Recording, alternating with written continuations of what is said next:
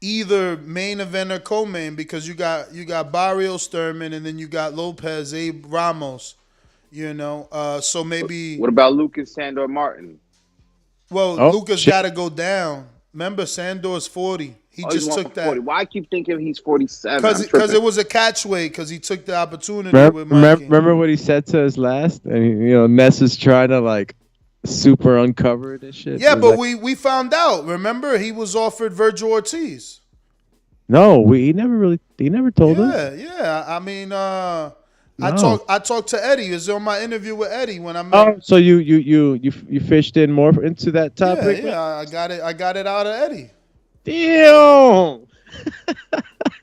Damn. Okay. Easy peasy lemon greasy, homie. I'm out here, dog. We out here, dog. 2022, man. Hopefully, we go even harder and we do even bigger things. Hopefully the new year brings in, a better TBV. And we just keep grinding, man. Living this life, bruv. Loving it. Call him Grizzy time, but Big Fish Vega, I think he might have done the triple attack. Let's check that. And that's the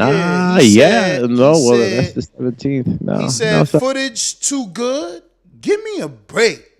We eating April 2nd, and he talking the best dad ever. But it's like I told everybody, the deadline for Border Wars fees is the 3rd week of April. We didn't even pick an actual date. I think I said maybe the 21st. So best dad ever, and everybody still got till then to pay their fees. Obviously, if you're in the position to pay them sooner, lock it in. This way we can schedule you for Unguarded, get your fight posters made, and get the promoting out. But we also understand that, in a matter of days, it's Christmas, holidays, you got New Year's, all that good stuff. So we're trying to let people get over there, holiday shopping and or partying and vacations, and then, start collecting fees for Border Wars. So, Big Fish just applying pressure, though. I hear you, champ. That's how you build up the fight. You know what I mean? But what we got? Let's open up these phone lines, man. I think we left one last thing on the topics. Dereck Chisora versus Joseph Parker. Great fight. It was. Parker, I wanted to come in here and complain, but I actually watched the fight, and, people were like, yo, he's not a finisher, but he tried. Like, he was trying. He's punching. Always trying. No. He punched way more aggressively this time. He was looking for the knockout this time. He just couldn't get it. He's a boxer, more boxer puncher in his other fights. Even in the Andy Ruiz fight, he was more boxer puncher. He was a puncher here. He was standing and fighting and getting yelled at by Andy Lee. Like, stop doing that. Stop giving them chances. Nah, he was going for the knockout. I actually like this version. He put on weight. People, and this is the funny thing. Wilder does something, he gets laughed at. Wilder puts on weight, it's a joke. Chisora puts on weight, he's great. Parker puts on weight, he's great. Wilder has a trilogy. Oh, he's begging for rematches. Chisora is about to have a trilogy with fucking Fury that he doesn't deserve. Parker just had a rematch with Chisora that I don't know who was asking for it. Like, it's funny how boxing works. But that's how you know that you're a star. When they hate everything or they love everything, you've made it. It's beyond me. For real. Just saying. But yeah, that was that topic, right? I don't know. What's your guys' thoughts, man? Parker, I know. You definitely watched it, man. What you think of Parker? Who he ready for now? Ready for no one. Oh shit! Ain't there. King took a sidestep, but you said Parker put on weightness. Yeah, bro. He muscled up. He did look a little bigger, but it wasn't that significant. It was significant enough for them to mention it on the telecast. I'm pretty sure did Chisora lose weight, or was he heavier in this fight? Because he looked lean. Chisora looked fine. I'm pretty sure he came in and around his normal weight. And obviously, since I've been so busy these last weeks, and especially those days too, I didn't get to see nothing but the highlights. And what I got to see was, like you said, a little bit bigger Parker. Chisora was doing the whole Joe Frazier, George Foreman type of guard. and Getting clobbered with left uppies. Like, he was setting him up with overhand rights so that he could duck and then bringing his dumb ass back up with the left uppercut. It's crazy. It's crazy that he kept, because when you do that George Foreman style, like if your arms are not like really closed in, you're gonna get upbeat, man. He was getting hit with rights and uppercuts, left uppercuts, right hands.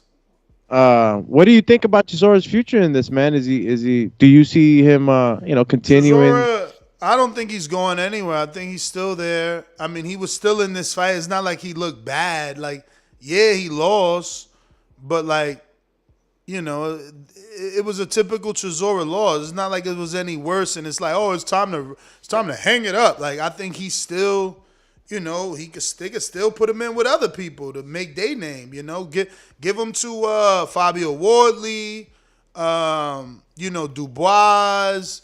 You could still put him in with a Joyce, even though that's gonna hurt him. But there's still people to put him in there with. Yeah, you're right. He said that he wasn't done. Posted something on Twitter. I believe. Man never done, bro. He never done. That man's attitude towards fighting. He's a warrior, bro. He's a warrior. Yeah. But Parker's what? So Parker shined in this, or he just looked mediocre? Like he has. To me, he looked good. He tried, and that's what you want. And he was very accurate to me. Do we get excited with a Parker, matchup with one of the top heavyweights? Do we see him in there with Andy Ruiz? I don't want that fight. We've seen that already. I know that'll be a rematch, but yeah, Andy's another one, man. He's got to look more dominant. He's had one good fight in his fucking career, bro. Yeah, I guess you're talking about the AJ victory. That's all he got, man. The Rocky moment that he's got to show us, bro. Like he ain't shown us that he could be a killer for sure. So I don't even know what to say more. Like, can he really be like, oh yeah, my fans, I got you. I'm about to avenge this loss. I'm gonna knock out this dude. No, he can't guarantee that shit. That's what I'm saying, yo. People hate on Wilder, but at least he could guarantee you a fucking knockout. These dudes is like, we heavyweights, but yo, we just gonna go 12. To this day. It's like, nobody wants to go 12, man. Shit. Oh, man, but Chisora did get caught with some good right hands and hooks, bro. Yeah, bro, I told you, bro. Crazy. Setting him up, man. Chisora's just a tough SOB. Setting him up with that shit. Overhand right. Cat causing him to dip. Hey, dummy, here's this left uppercut. Schmack. Sending him right back up. Oh! Occasionally it'll pop Chisora right back up, and then another straight right comes down the pipe. It's horrible. It was actually pretty good. But it's horrible the way he gets popped, like he was getting popped, man. Let me get to these callers, man. Let's go ahead and open it up. Let's go, champion. Remember to rate us 5 stars on iTunes. Hey, if you're watching this on YouTube, don't forget to hit that thumbs up button. It's going to help with the visibility of the show. Plus, I need you to go ahead and subscribe. We're trying to get to 131,000, and I don't think we gotten there yet. And only you can help us prevent forest fires. Only you can help us. Only you can help us get to 131,000. That sad-ass bear used to come on the commercial and shit. Only you can help us prevent the forest fire. Yeah, man. Help us prevent these forest fires, man. But, let's well, yeah, I'm not gonna promote fires, but let's get this thumbs up litty, man. And that bell too. Trying to see the shaky. So you could bakey with us in the morning and all the times that we go live, man. Hit that subscribe. And definitely hit that See Perks button so you can go ahead and see the perks that we offer on the different tiers. See Perks or See Moss. Check out Thirst RX, yo. As soon as you said C, I'm like, oh, he's about to say Thirst RX. Thirst RX in Brooklyn. Brooklyn. Rutland Avenue. So shout out again to our sponsors, Thirst RX, BK in Brooklyn. Get your Thirst RX sea moss gel. Cheers. Let me open it up. We're going to New York City. Listen, Vegas don't know nothing. No, I don't know nothing. Only I know everything. We did it first. And we motivate even the greats. Oh, what a big shot by Lopez. I told everybody.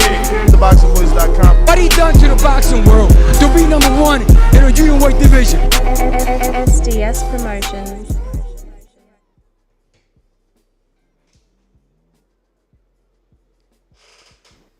Don't make me hit you. Yo, Doomy, we did it first, bro. Our guy was undisputed in 16 fights. And us Teofimo fans, we're the most hated because we ride with our champion.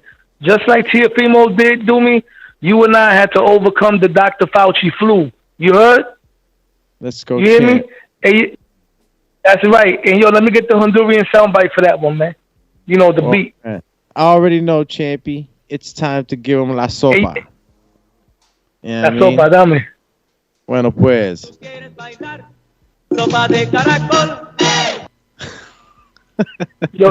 Yo, Nestor Gibbs, the ultimate heel, the Randy Orton of the YTBC.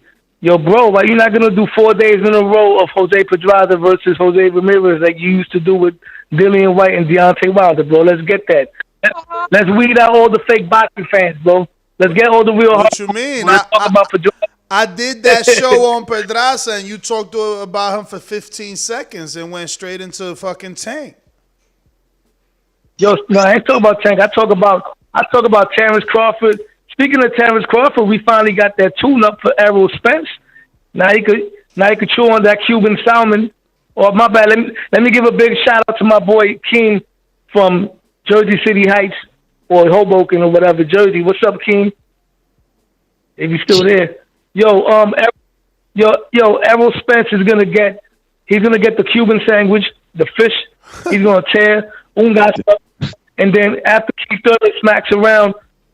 Thurman smacks up Lou Diamond Phillips, we're gonna get Keith Thurman versus his retirement party against.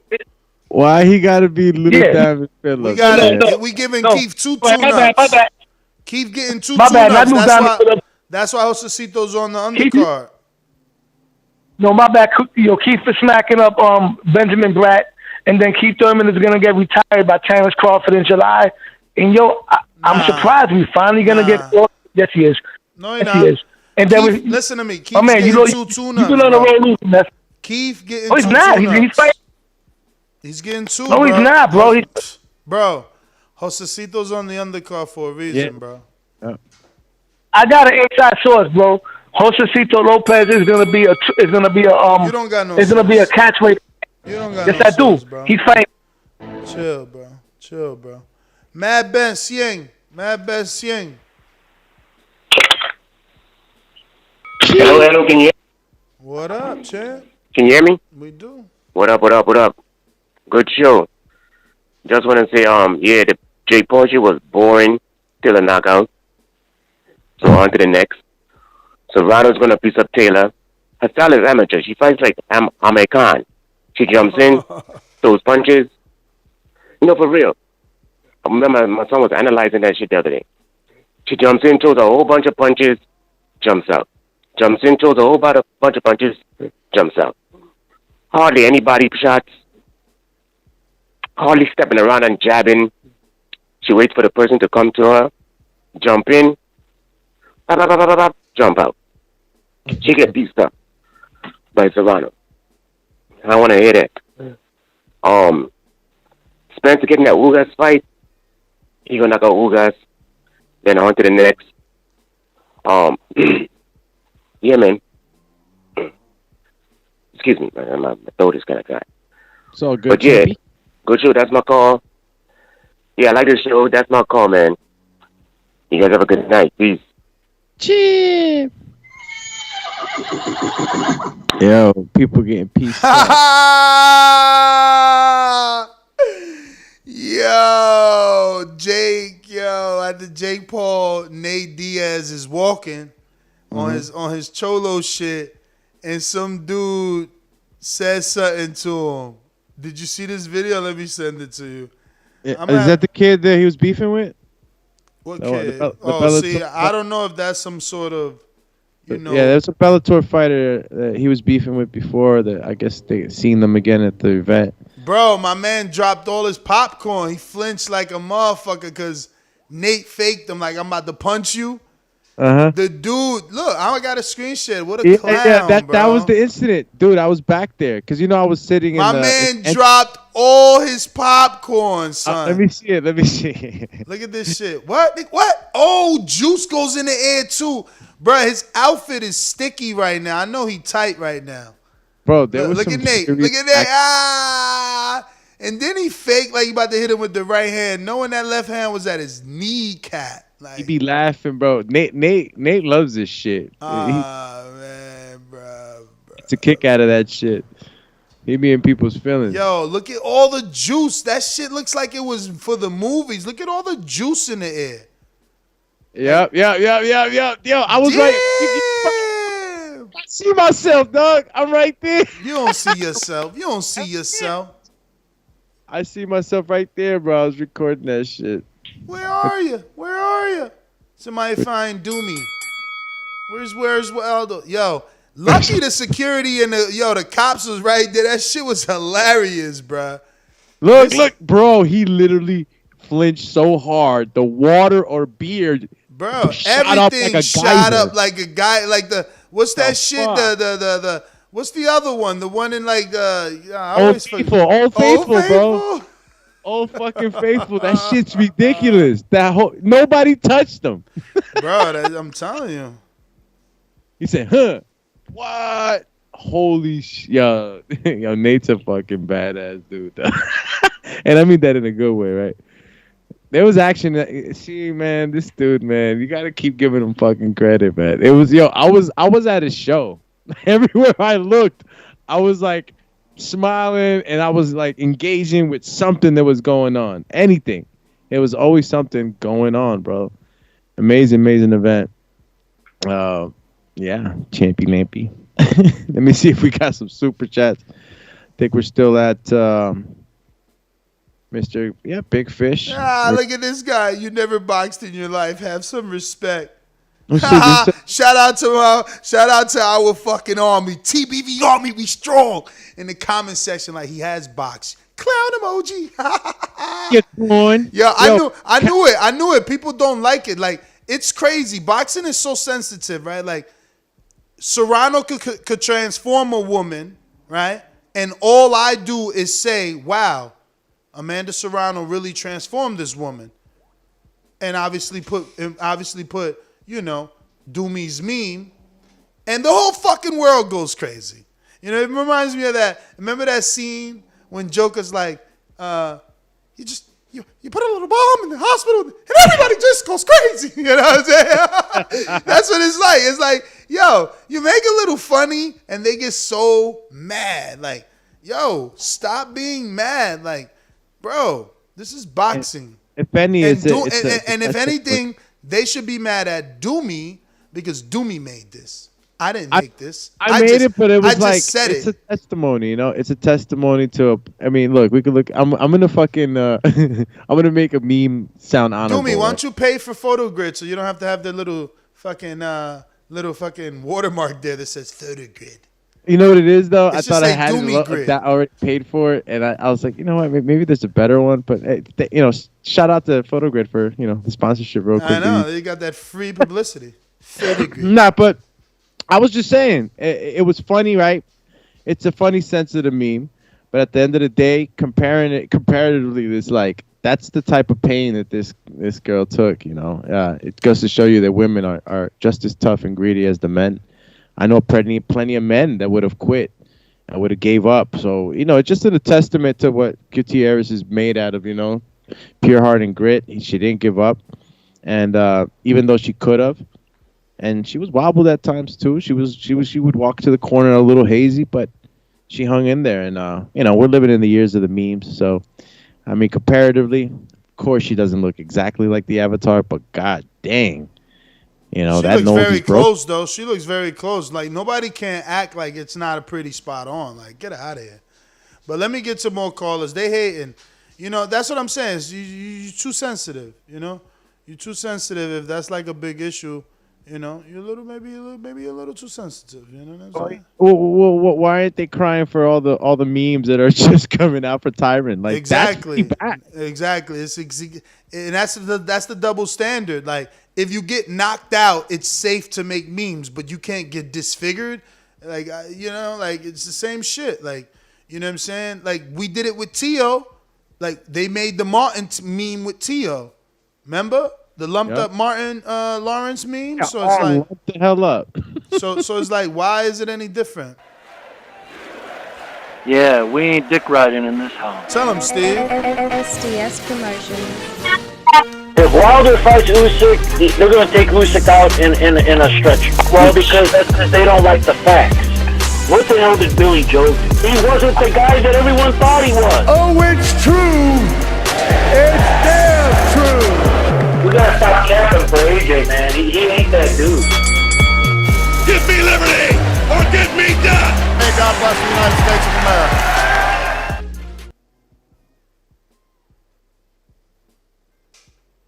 Yo, you hear me, Ness? You. Cheap. Oh, what's up, guys?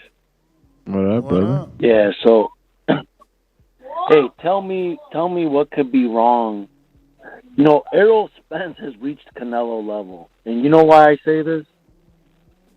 What other fighters in boxing right now get hate for unifying? Like, he's going to unify with Ugas, and he's getting hate. And I want these Bud fans to tell me that, oh, we'll give Bud respect and props because he retired Porter. Well, didn't Ugas fucking retire Pacquiao, but he gets no respect? Man, I've been telling you that Ugas gets no respect in that division. He the Rodney Dangerfield. And you had a guy say, oh, exactly. And you got a guy in the chat saying, oh, he got 4 L's. And I like Trey, but he knows that those 4 L's aren't really L's. He always gets fucked on his judging, So, but anyways, that's fine. He's a Bud fan too. We know that. But it's a great fight, man. I want people to call in and tell me something negative or hateful about this fight. I can't think of it. Like I said, let that ship sail, man. Whatever. He didn't say he didn't want to fight him yet. Maybe it'll happen. Maybe it won't. But my heart ain't broken. I'm still going to see a great fight. But let's move on so I don't waste it. Hey, Ness, I got to give you props.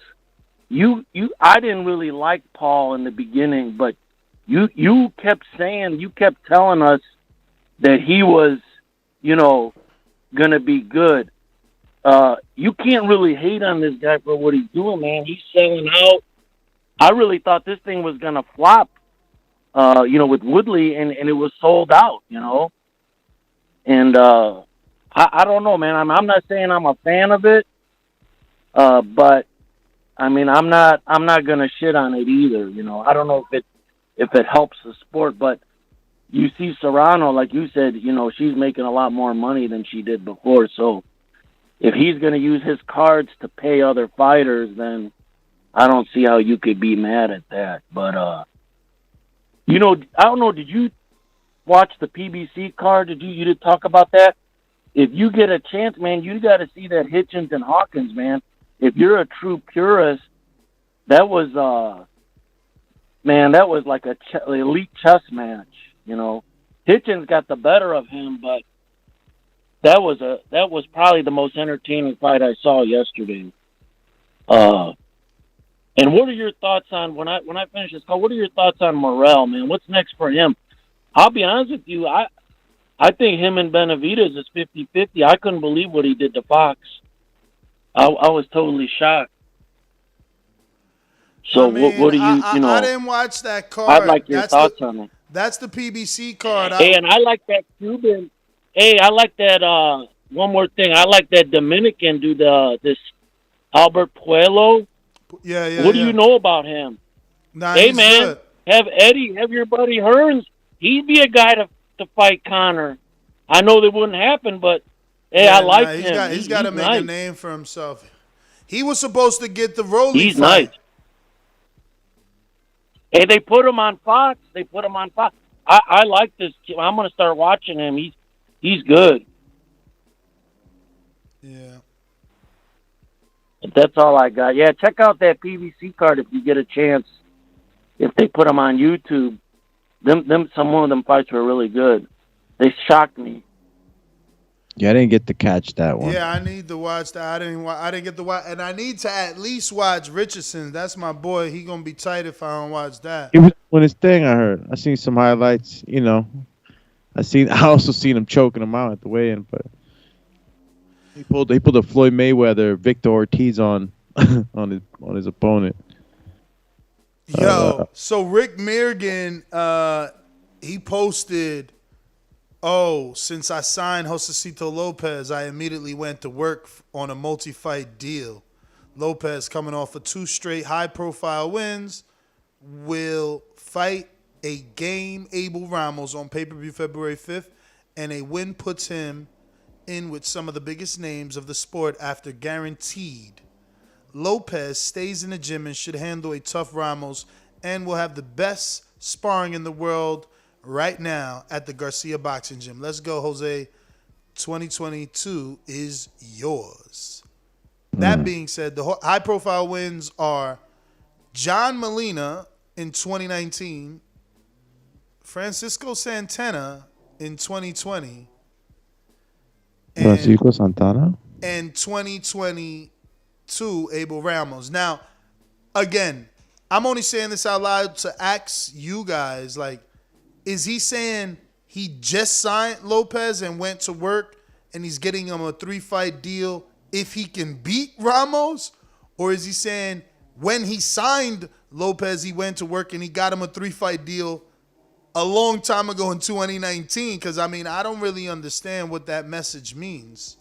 Yeah, I'm confused. Because these fights are very, you're talking 2019, 1 fight, 2020, 1 fight, no fight 2021, now 1 fight 2022 on the books. So, I mean, I don't know. Did he just sign Lopez and this is the first fight of the 2-fight deal? I don't know. We're going to have to put our investigative hats and loopers on, champ. Yeah. Well, let me get you some boomerangs. We got callers here looking like Brandon in Cincinnati. Hello, ladies. Anybody that know me know I've been a player, whether it was in Alabama, Ohio, or anywhere around the globe. TheBoxingVoice.com. I've been smashing Telly Swifts, man. I didn't have to become a millionaire to get that caliber of woman. One of the people's choices, one of the fans' favorites, a guy that can galvanize this crowd, such as myself. He's too ugly to be the world champ. The world champ should be pretty like me. The AJ of trucking. What? Yep, Brandon in Cincinnati. SDS Promotions.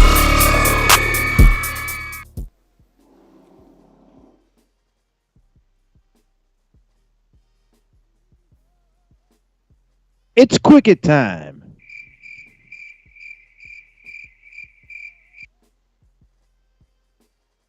Alrighty then. Mr. PBC, Mr. PBC.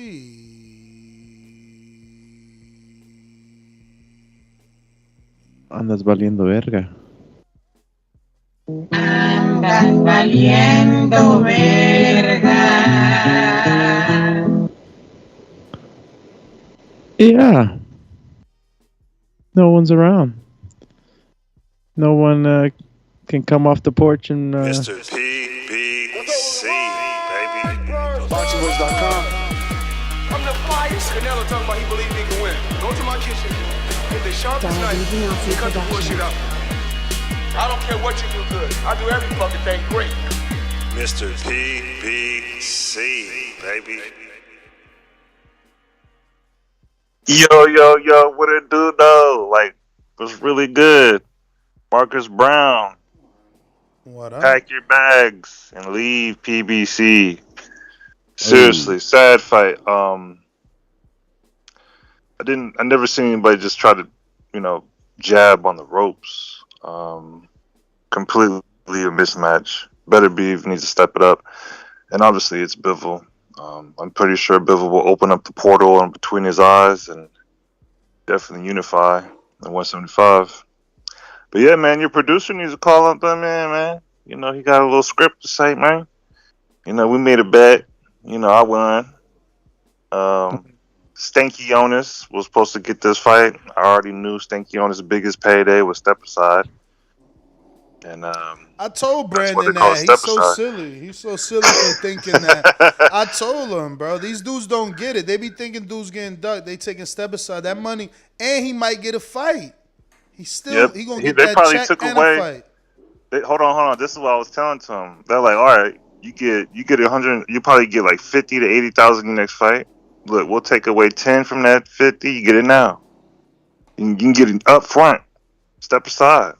Nah, man. Nah. That's not how it works. I can't wait for the. You get a whole check to step aside that has nothing to do with your fight. No, I'm just joking. But I can't wait for the unification.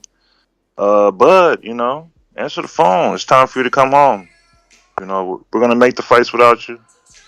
So sit back. That's my call. Sit back and relax. Sip the cognac. When Nas on y'all real quick. Maryland.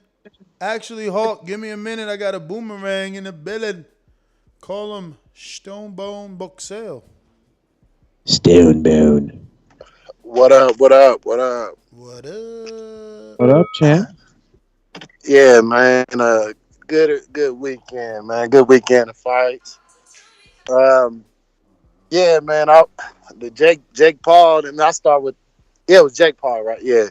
But man, I always say, man, get your money, man. And if the fighters can get their money, Serrano, my beautiful Latino sister, can finally get paid, while a lot of these chauvinistic American promoters don't want to give these women fighters no slots.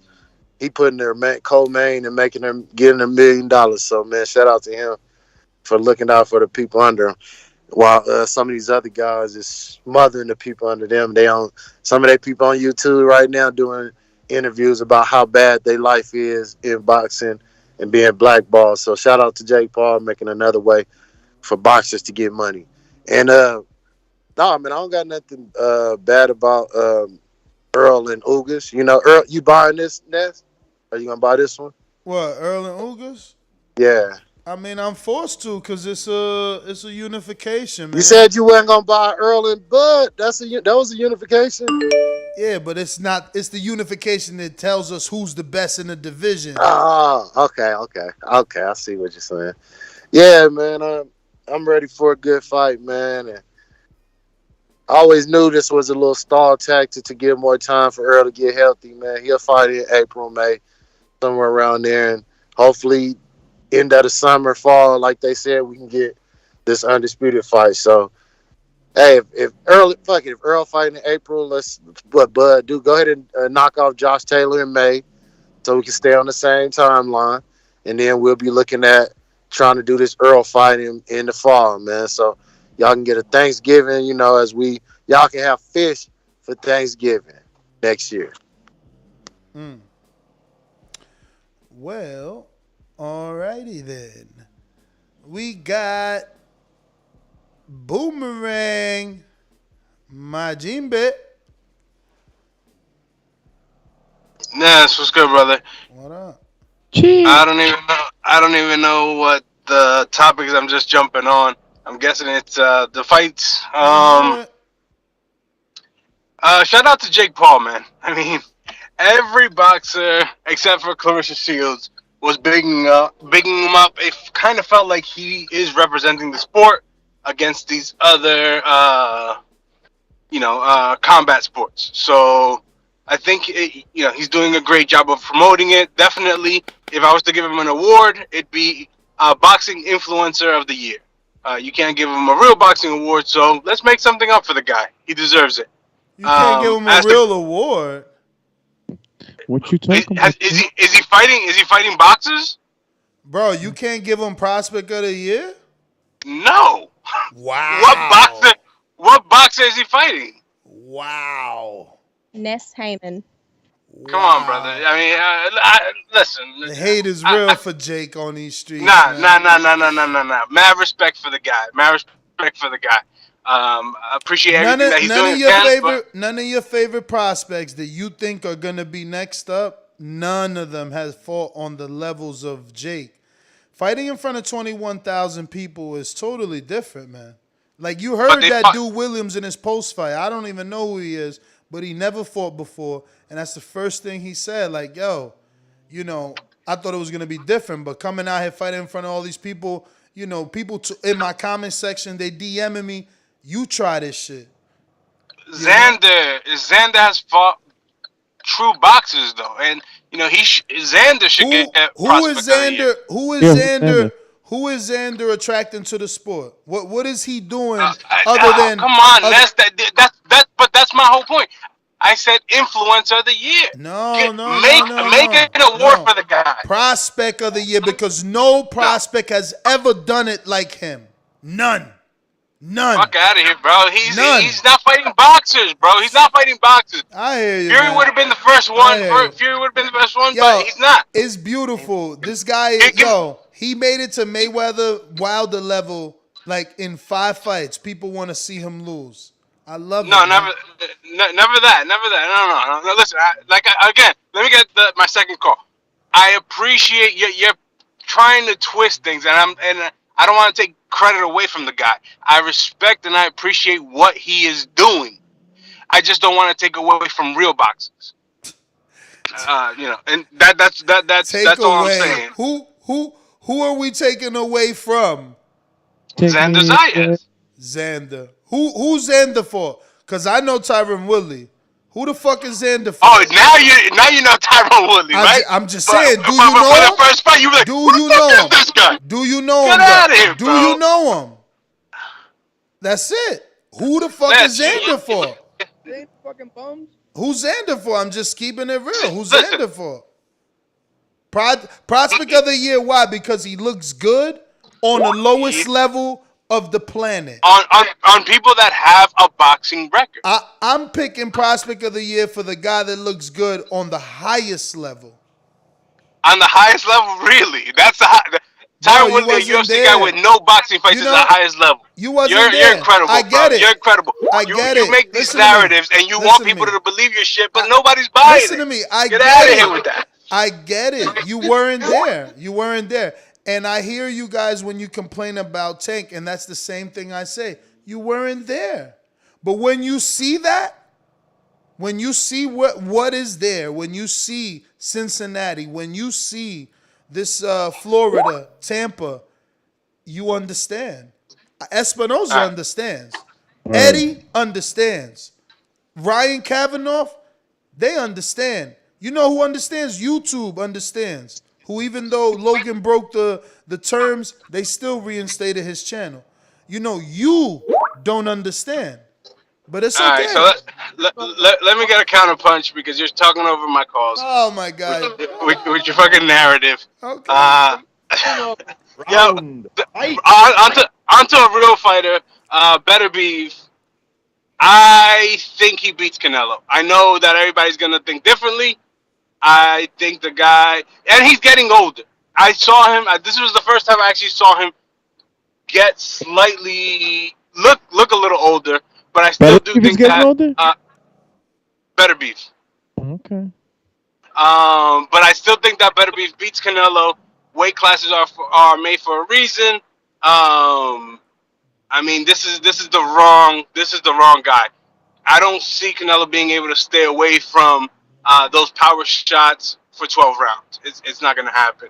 And I don't really know if he has the power to truly hurt Beterbiev. I mean, Marcus Browne hit him with some shit, and it didn't even seem to faze him. And I know that he struggled to make weight, and maybe there might be a rehydration clause in there. Who knows? You know, but I think it's a difficult fight for him. I'd rather see him fight Bivol first. I think that's an easier fight than Beterbiev. But yo, great show, guys. Ness, I'm gonna send you that over, brother. All right. Get the fuck out of here because I'm gonna fuck you out right now, motherfucker. That's right. Yeah, I wonder. Beterbiev is he pretty old? Because I mean, I don't know what made him look old. He's 36 already, right? But but he always looked old too. I remember when I met him in Chicago. You know, he doesn't look, skin wise, like he's not like looking all young and shit like that either. Are we counting the wrinkles in his eyes? I don't know. I'm just glad that there's still some people picking him to beat Canelo because I just want my credit. I called that 2 years ago, or at least 18 months ago. I'm really gonna enjoy looking, watching this fight. I'm gonna take a look at it because the clip that I see, the times that he knocks Marcus Browne down, I gotta say, like there was real pain in Marcus Browne's face, like that look of pain. Bro, there was fear in that fight. It was the worst fight to watch because he was in, he was a defensive minded fighter. It was like, the jabs were get off me jabs. It wasn't like I'm jabbing you. This is like, yo, get off me. I gotta move. And this shit was crazy, bro. He was intimidated from the rip. It reminded me of like them early Golovkin days. Listen, Gross the Boss, I've been trying to, this is me buying time, trying to find your fucking intro. I can't. This is what happens when you don't call Somebody in. highlight the other 8 pages of Dennis's soundboard. Yeah, this is what happens when you don't call in often, Mike Gross. What's going on, my friend? Man, no need for an intro, man. How y'all doing tonight? We good, man. Congratulations, first and foremost, my friend. I'm so happy for you and your fiance, man. Have you set a date yet? No, man. We actually just got done moving, bro. Like, you bought your house? No, man. The house market crazy right now, bro. No, I know you told me you were shopping, so I didn't know if you purchased already. But congrats on the move, nonetheless. Where you end up moving to? Back to Little Rock, man. Be my daughter. Okay, congrats, man. And we're currently looking for houses right now. Planning on getting one like sometime in June, July. Nice, man. Yo, so how long has it been since you've been living in Little Rock? 5-6 years. Damn. Shit look different. Shit look different. When that medical cannabis came through, they started building all kind of shit. Oh, it's legal out there? Yes, sir. Oh, congrats! I'm on medical too out here. I got my little card. I'm chilling. I need my mental well-being, man. Like I talk to people every day, man, about boxing and this sport. Doctor, I need my mental well-being. It's so funny. It's so funny because that is exactly what I told my physician. I said, listen, man, I got to deal with these very toxic comments. Hell. People leave you YouTube messages, DMs, all types of things. And, the marijuana, it helps you, kind of like, silence that and also stay emotionally, sane because, these things could take, they can take a toll on you. So I'm glad that you moved to a state that, you're able to medicate yourself because this is a brutal business. People think it's not. They don't understand what we go through. But enough said. Anyway, man, let's get to this. Yeah, let's get to your man. Is he going to fight Boots now that he can't get nobody else? You see what's happening. You see is the big fish versus the Cuban sandwich. But what about your mans? Is he going to fight Boots or is he like, what's he going to do? Big ups to Artur Beterbiev, man. Dude went out there and totally dominated Marcus Browne. Marcus Browne had a good 1-2 rounds, but after that, all that moving, all that trying to be on the that really, you know what I'm saying, drained his energy, like you said. And Beterbiev, when he had that cut, and this is the second time Marcus Browne done gave a dude a cut like that. So, man, I don't know, man. I ain't really like Marcus Browne. I really don't like him now. But that cut was bad. Beterbiev seen the cut and just to me turned on. I think that cut turned him on. And even though he got hit a little bit more than what I would like, he showed that he had a good chin, you know what I'm saying? And he showed that he could take a punch. And he showed that shit.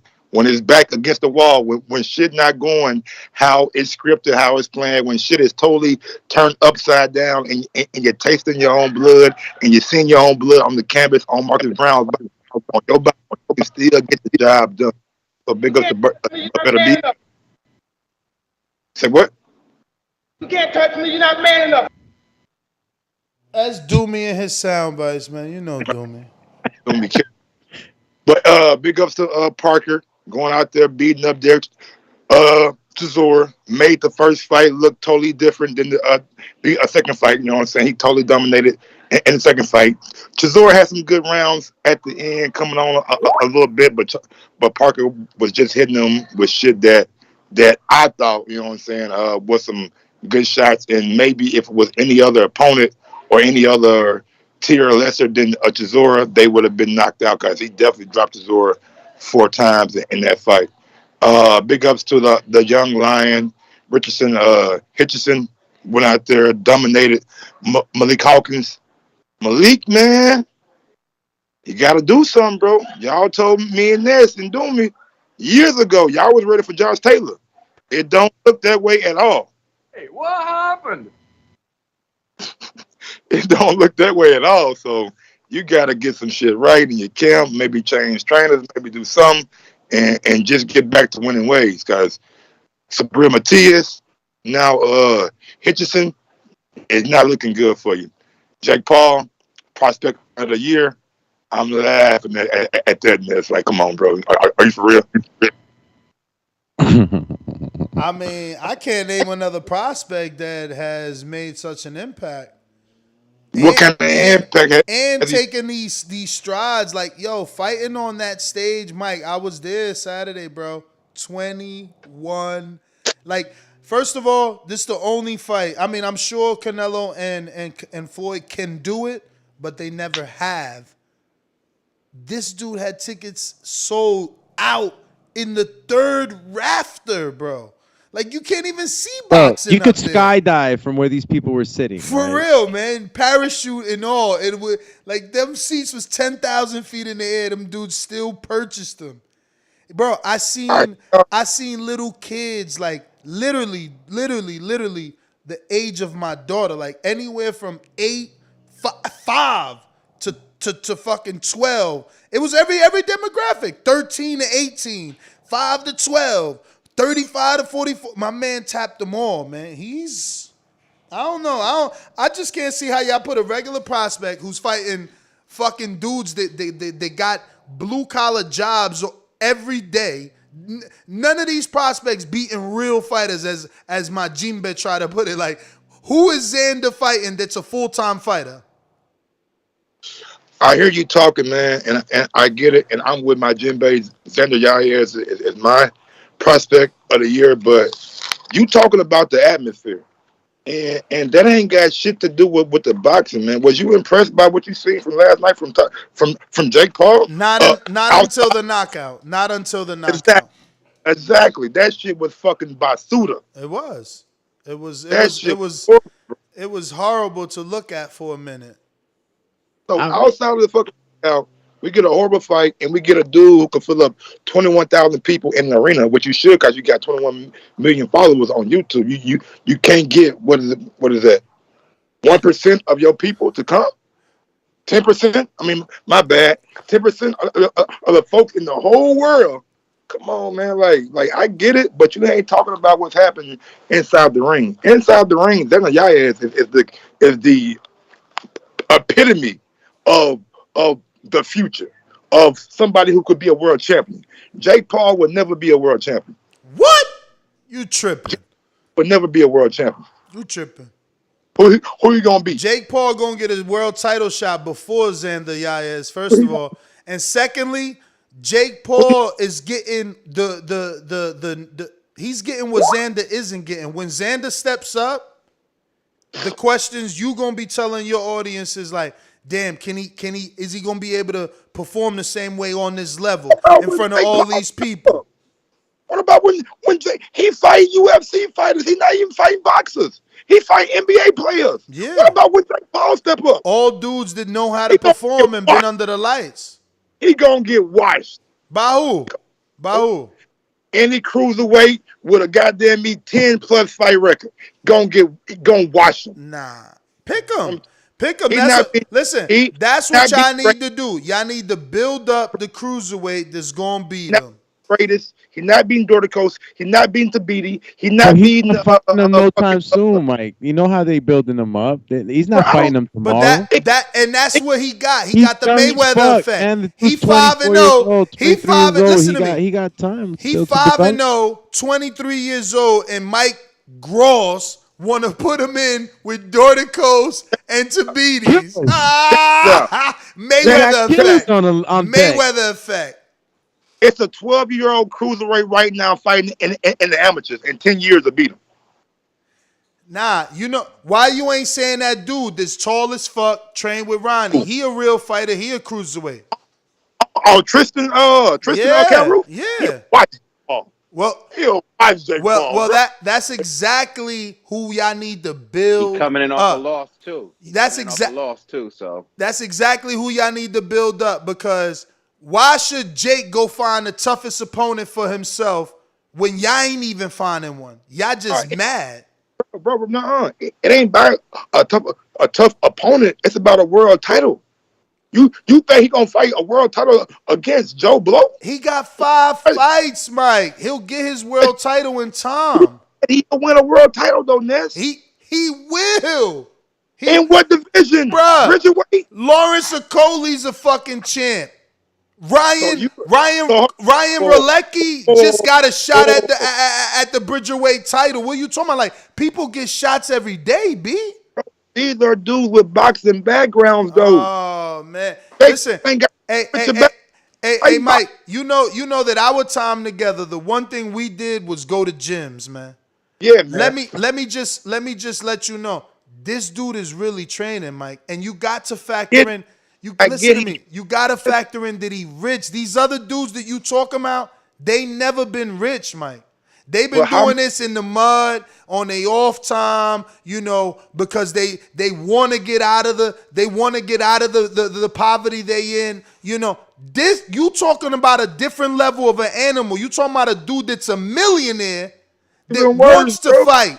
You talking about a dude that's a millionaire that wants to fight. They also relocated to Puerto Rico to learn how to fight. That flies in better spawn partners than 90% of the dudes you talking about fucking even fought yet. Like, bro, this dude, I bet you this dude turns into a real fighter. You'll see. Stay right there. Everybody who done flew out, he done went to Puerto Rico, training camp, all that shit.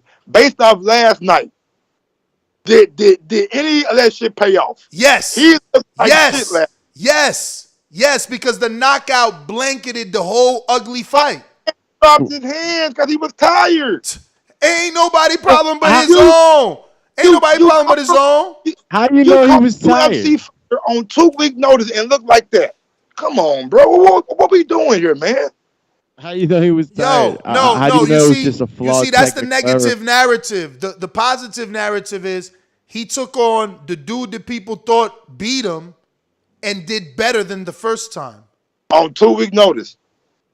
2 weeks, no weeks. Hey, you gotta stay ready. Let's not act. Hold on, but listen. Stay ready. That's just a phrase in boxing. Let's not act like fighters aren't told to be ready. Let's not act like Tyron Woodley probably wasn't already told that. Like, I know right now, Luke Santamaria was already told to stay ready for the fight that just happened in December with the welterweights. So it's like people sometimes know they on standby. So absolutely. All right, then. So Woodley could have known, like, yo, this dude is from the UK. There's travel issues. You know, he's shaky. You on backup. Plus, you did the tattoo. But I get the narrative of 2 weeks. It don't matter to me because he did better than the first fight. Is it better to know midway or at the beginning? I mean, beginning is always better. That's how I'm saying. If you wanted to do Woodley Paul too, just do it from the jump. Nobody wanted to see. So you feel like Tyron Woodley would have won if he would have had a full camp? That's what I'm trying to understand. Like, or did you think that Jake Paul was still going to pull it off? And we're just talking semantics here. Honestly, bro, I don't think Tyron Woodley could beat Jake Paul. It's just he hasn't been in the boxing ring or boxing atmosphere long enough. Jake Paul done been in it 5+ years. So you think Tommy Fury is gonna handle business in there? I mean, he got the brothers to motherfucking help him out. See, that's why I wanted the Fury fight. These dudes really thought that motherfucking dude was gonna beat Jake. It's hilarious. Hey, Mike. Yo, them Mike, shoulders, I mean. he ain't winning no real fight with them fucking shoulders. Looking like a fucking Jersey Shore ass. Get out of here. He like his name is Paulie. He like his name is Paulie Bevestanzo. But Mike, what you think about Chavez Jr. and Jake Paul? Yes! What you think about that one? I like that one too. I'd rather see Anderson Silva and Jake Paul. But then you gonna be saying he ain't fight a boxer yet. Get out of here. You want to he trying to keep his excuse. Anderson Silva has his boxing license, so right? Just beat Chavez Jr. Yeah, he did. You see my boy Jake 4 hours ago. I hope you training Canelo. Oh, okay. Anyway, but back to the big fish shit, right? Yeah. I'm happy for Earl. I'm glad Earl got his fight. You know what I'm saying? He's a man of his word. He said, why wouldn't I go to Israel and take up my side of the street, which he's doing. I'm proud of him. And even more, big ups to Al Heyman. Al Heyman does what he does for Errol Spence, had the Manny Pacquiao for him on deck, and now getting him a 3-belt unification with Ugas. So big ups to Al Heyman. And I honestly didn't want to see Bud fight Earl next, man. I don't want to see Bud fight Earl. Thank you. We finally agree. Off of eye injury. I don't need that. Let me see Earl beat up Ugas, and then you know what I'm saying? Then I'm happy with it. But so then why? Why? Because then you really know that if he beats Ugas, Bud is getting. I mean, you know, obviously now we gotta assume if he beats Ugas, he's getting the best version. We gotta actually watch the fight to know that. But like in theory, if he beats Ugas, we know Bud is getting the real version of Earl. Yes, I don't want to see no. Even though there still be these dudes, I hear Earl want the same. Even if Bud beat, but I want to see Earl off a year plus layoff in an injury. That's not the Earl. I need to see Earl off a fight, looking good and doing what Earl do, man down. Last couple of fights been man up, but it is what it is. For Bud, but they've been good boxing matches though, right? Please, man. Danny kept his hands up the whole fight. I don't worry that shit about good boxing match. Danny was a punching bag. I mean, it's because of the jab. You got to keep your hand on that jab coming at you 1,000 jabs, man. If you can't move, I guess you do. If you can't, I guess you do. 1,000 jabs. But I want to see Bud fight Keith Thurman. Whoa. Thurman's busy and he's tuning up. Thurman's why busy Keith Thurman, in January. He busy because Thurman's gonna bring out that Benavidez Bud, the Bud that talks shit, that Kell Brook Bud at the weigh-in, that Bud that somebody needs to get under his skin. Can I just interrupt for 1 minute and say, you don't think that the same thing you just said about Earl applies to the Keith Thurman who's been out of the ring 29 months? He gotta watch Barrios. Yeah, but he's been out of the ring 29 months, and they got Josecito Lopez on the undercard. I think that's more probable, like Josecito Lopez, Keith Thurman too. Man, please get out of here with that shit, bro. They gotta wash. You don't think Keith deserves a couple tune-ups to make sure he's back? He's been out 29 months. I don't think Keith wants a couple tune-ups. I think Keith wants one with Barrios and get back to the money. A fighter at Keith's age don't need to be fighting tough fights with Lopez for fucking peanuts. He needs to be going out the Barrios, though. I just want to know that. Back into the ring of getting a Errol Spence fight. The only way he gets a Errol Spence fight is with a title. He needs a belt for Errol Spence fight. What, Doomy? You interrupting and we can't even hear you. I just gotta say, why, Mike? Why is Mario Barrios washed up? You got one loss. No. I need Keith to watch Mario Barrios in order for me to believe Keith is ready for a Bud fight. If Keith don't watch Mario Barrios, I don't want to see him fight Bud. Thank you. Thank you. Okay, at least I like that because, you know, for me, I need to see Keith wash Mario Barrios. He got to do better than obviously than Tank. If you don't do better than Tank, that Tank fight, that's not even there no more. and you look bad. Yeah. But yeah, man, that's where I'm at with it, man. Big ups to Earl. But why you ain't like why not Ennis? Who's like right now is the time for Earl to do his independent with Ennis on the big stage. Like, let's be real, man. Nobody gonna give Ennis a shot. He gotta earn it. That dude is too dangerous, man. Bud respects Ennis. He's not gonna just give him a voluntary shot. I'm sorry. They're going to mandate Ennis. Nobody's gonna would give that Ennis a shot. sell? Would it sell or would it be another flop? Would it sell? That's Hardcore my would concern. buy it, but you need more than the hardcore. I think if he does it on Showtime, he shows the top ranks and the ESPNs of the world that he can sell. Remember, his pay-per-view's been on ESPN Plus app. Like, you gotta buy the app. Like, on the Ennis Earl's too early for a big fight. We got to build up Ennis a little more. But that's society. So we could get a real big fight. That's society that says these young guys it's too soon. No, that's gonna make more people talk about like, oh shit, he fighting this young bull who really got a shot. You know what I'm saying? That's not how boxing works, though. We know that.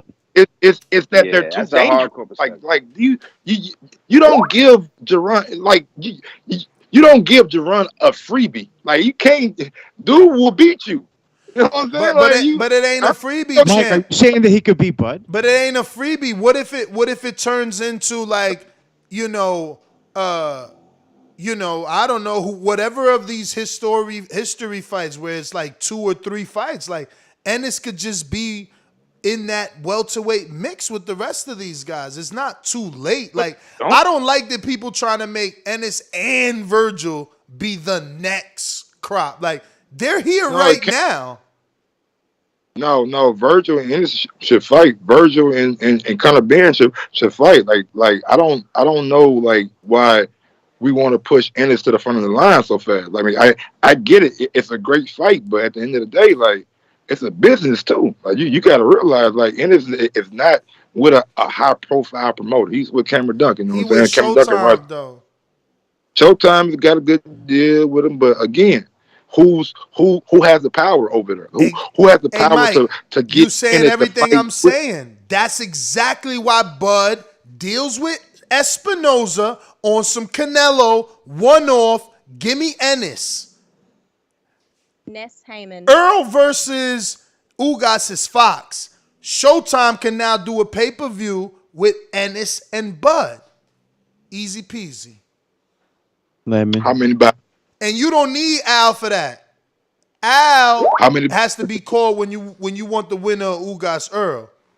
Absolutely. And I don't think Bud is looking at Ennis I as think it the does more buys. I think it does more buys than Earl versus Porter.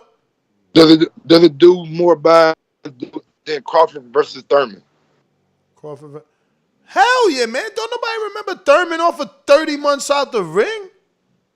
Does it? That's your man. 30 months off the ring, 30 months off the ring and coming off of L. Yes, it's only one. Yes, it's to Pacquiao, but it's 30 months out the ring. You can't. They already listen to me. You already know they wilding. They already wilding, putting them on pay-per-view on a comeback fight. Come on. Do a press conference. Everybody remembers who you are. Everybody. Oh, that's that dude that can talk like that. Okay. Yeah, I want to see him fight again. Mike, he don't even look the same. He don't even look his hair. Why he cut his hair, Mike? He don't even look the same. He got a receding hairline now. He don't even look the same. Shut the fuck. If I lost the Pacquiao, I cut it off. What, he was gonna lie? No, I know he bet us there. You know, he told us right here on the show. But I'm saying he got a receding hairline now. He don't look the same. He should have went and got the Jada kiss or the LeBron. Why does the softball kiss or the LeBron? He would have hair. Play into the skills, champ? Listen. My man in the Bible, what was it? Solomon. They cut his hair. He lost his strength, man. Nah, it was Samson. Samson. Solomon. Samson. I stick by my story. Keith hair, his wife probably made him cut that shit. Like, you too old, ponytails and braids. You know, I'm a different culture. Chop, chop. Lost all his strength, all his mojo, all the motivation. Call her Delilah. Man, done. And we see how he look against Barrios before we determine if he's done or not. With that being said, I got to bounce, man. Y'all have a good night. And always a blessing, you know what I'm saying, to be on your show, Ness, man. Do me. I mean, y'all stay up. Thank you, brother. We appreciate you coming on and blessing us, man. Shout out your show and schedule, champ. Time they can find you. Mike on sports, man. I probably it's gonna be bad because I'm out of town right now, man. We getting the place set up, so it's gonna be crazy for a little while, man. But I will be back probably beginning of the year. All right. Y'all catch. Champ, you might as well keep calling in until you back on your own show. Keep it going like that. We going out the boomerang into the Trig. Boomerang. Where the fuck we want to go to? We jumping city to city, country to country, no matter where we go. All the female want me. We jet set, jet set, jet set, jet set, jet set, jet set. We jet set. We jumping city to city, country to country, no matter where we go. All the female want me. Jet set, jet set, jet set, jet set, jet set, jet set, jet set. What up? What up? What up? What happened? You just canceled Keith Thurman ain't coming back to TBV now, man. Just messed it all up, man. Messed it all up, man. Did I not tell the truth? I don't know what's going on, man. Did I not tell the truth?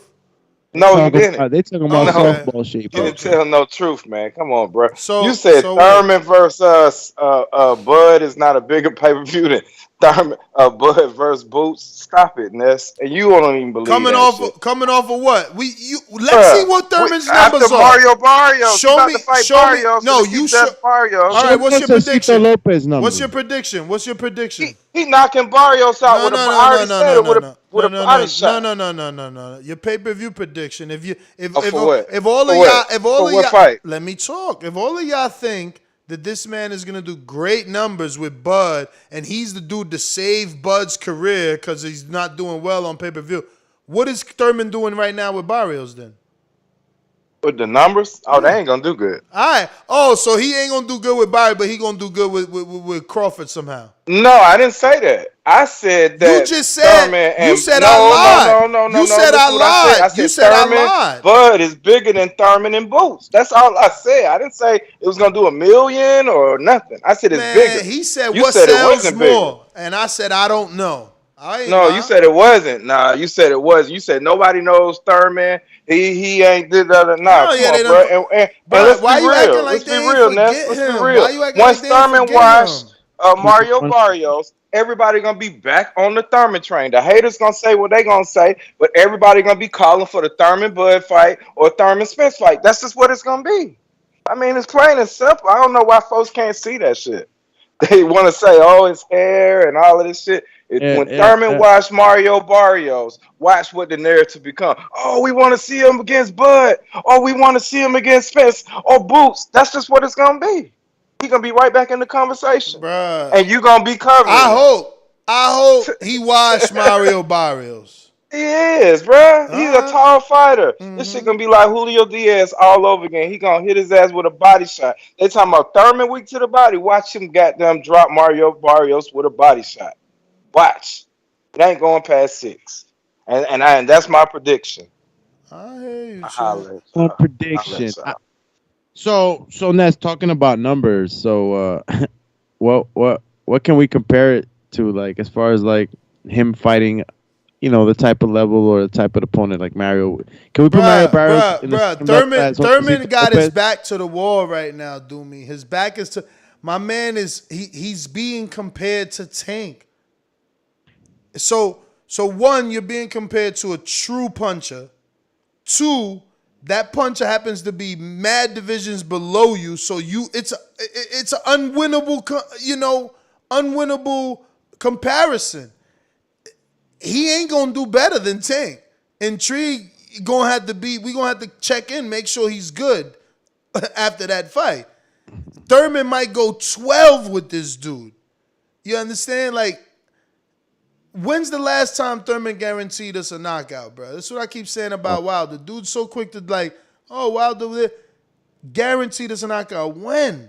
Last time, knockout Stop. was with Tank stopped Barrios, bro, and he put him down multiple times, and he entertained you. Don't forget he did the little shimmy and this shit. Come on, bro, and he had that shit sold out. Sold out. How many tickets gonna be at Thurman's fight? This dude talking about him and somebody else. Him and Mike talking about ain't nobody forget Thurman. Is he going? That's the comparison right there, motherfucker. You want to tell me ain't nobody forget him? Who buying his tickets?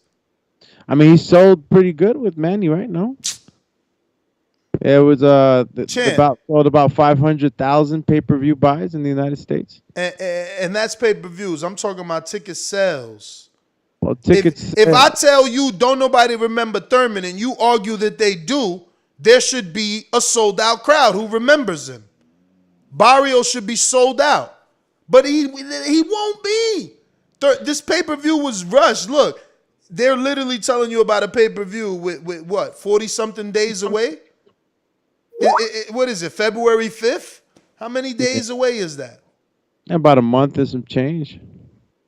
Yeah, it's a quick promotion. How did that fight?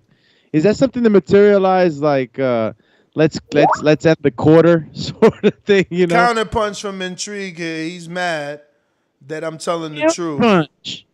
Nah. I just thought of something. So you mean to tell me you think Ugas versus Errol gonna sell out? Man, Errol got a fan base. Errol do, yeah. In Texas, is it gonna happen in Texas? It don't matter. Earl got a pay-per-view. I bet you it don't sell out. I bet you do better. I bet you do better numbers than fucking Thurman and Barrios. Oh, I bet it will. So then you wasting your time. That's a unification. But you talking about selling out with Thurman? I'm asking you, is Earl and Ugas gonna sell out in Vegas? Anywhere outside of Texas? I bet you Thurman. I bet you Earl sells out. I bet you it don't. I bet you. Bet what we betting? 20, 50, what? 100? I go with 20. You said all right, 20. But I bet you his number, bro. I bet you that shit sell out, bro. Nah, man, I don't think it's gonna sell out. It's gonna do better numbers. I give you that one, but it ain't gonna sell out. Ugas fought Pacquiao and beat him, okay, and then now it's going straight into a Errol Spence unification. In Vegas, and Ugas still ain't that known, Ness. And when the last time that Spence fight outside of Texas, bruh? When's the last time? I'm just asking. When the last time? What fight? Bet made. We ain't even got to argue no more. We just got to let it happen. Okay. Bet made. All right. I know. Everybody know the unification gonna sell more in every way. We know it's gonna sell. I mean, it should sell more. That ain't what we talking about, though. No, I know you saying.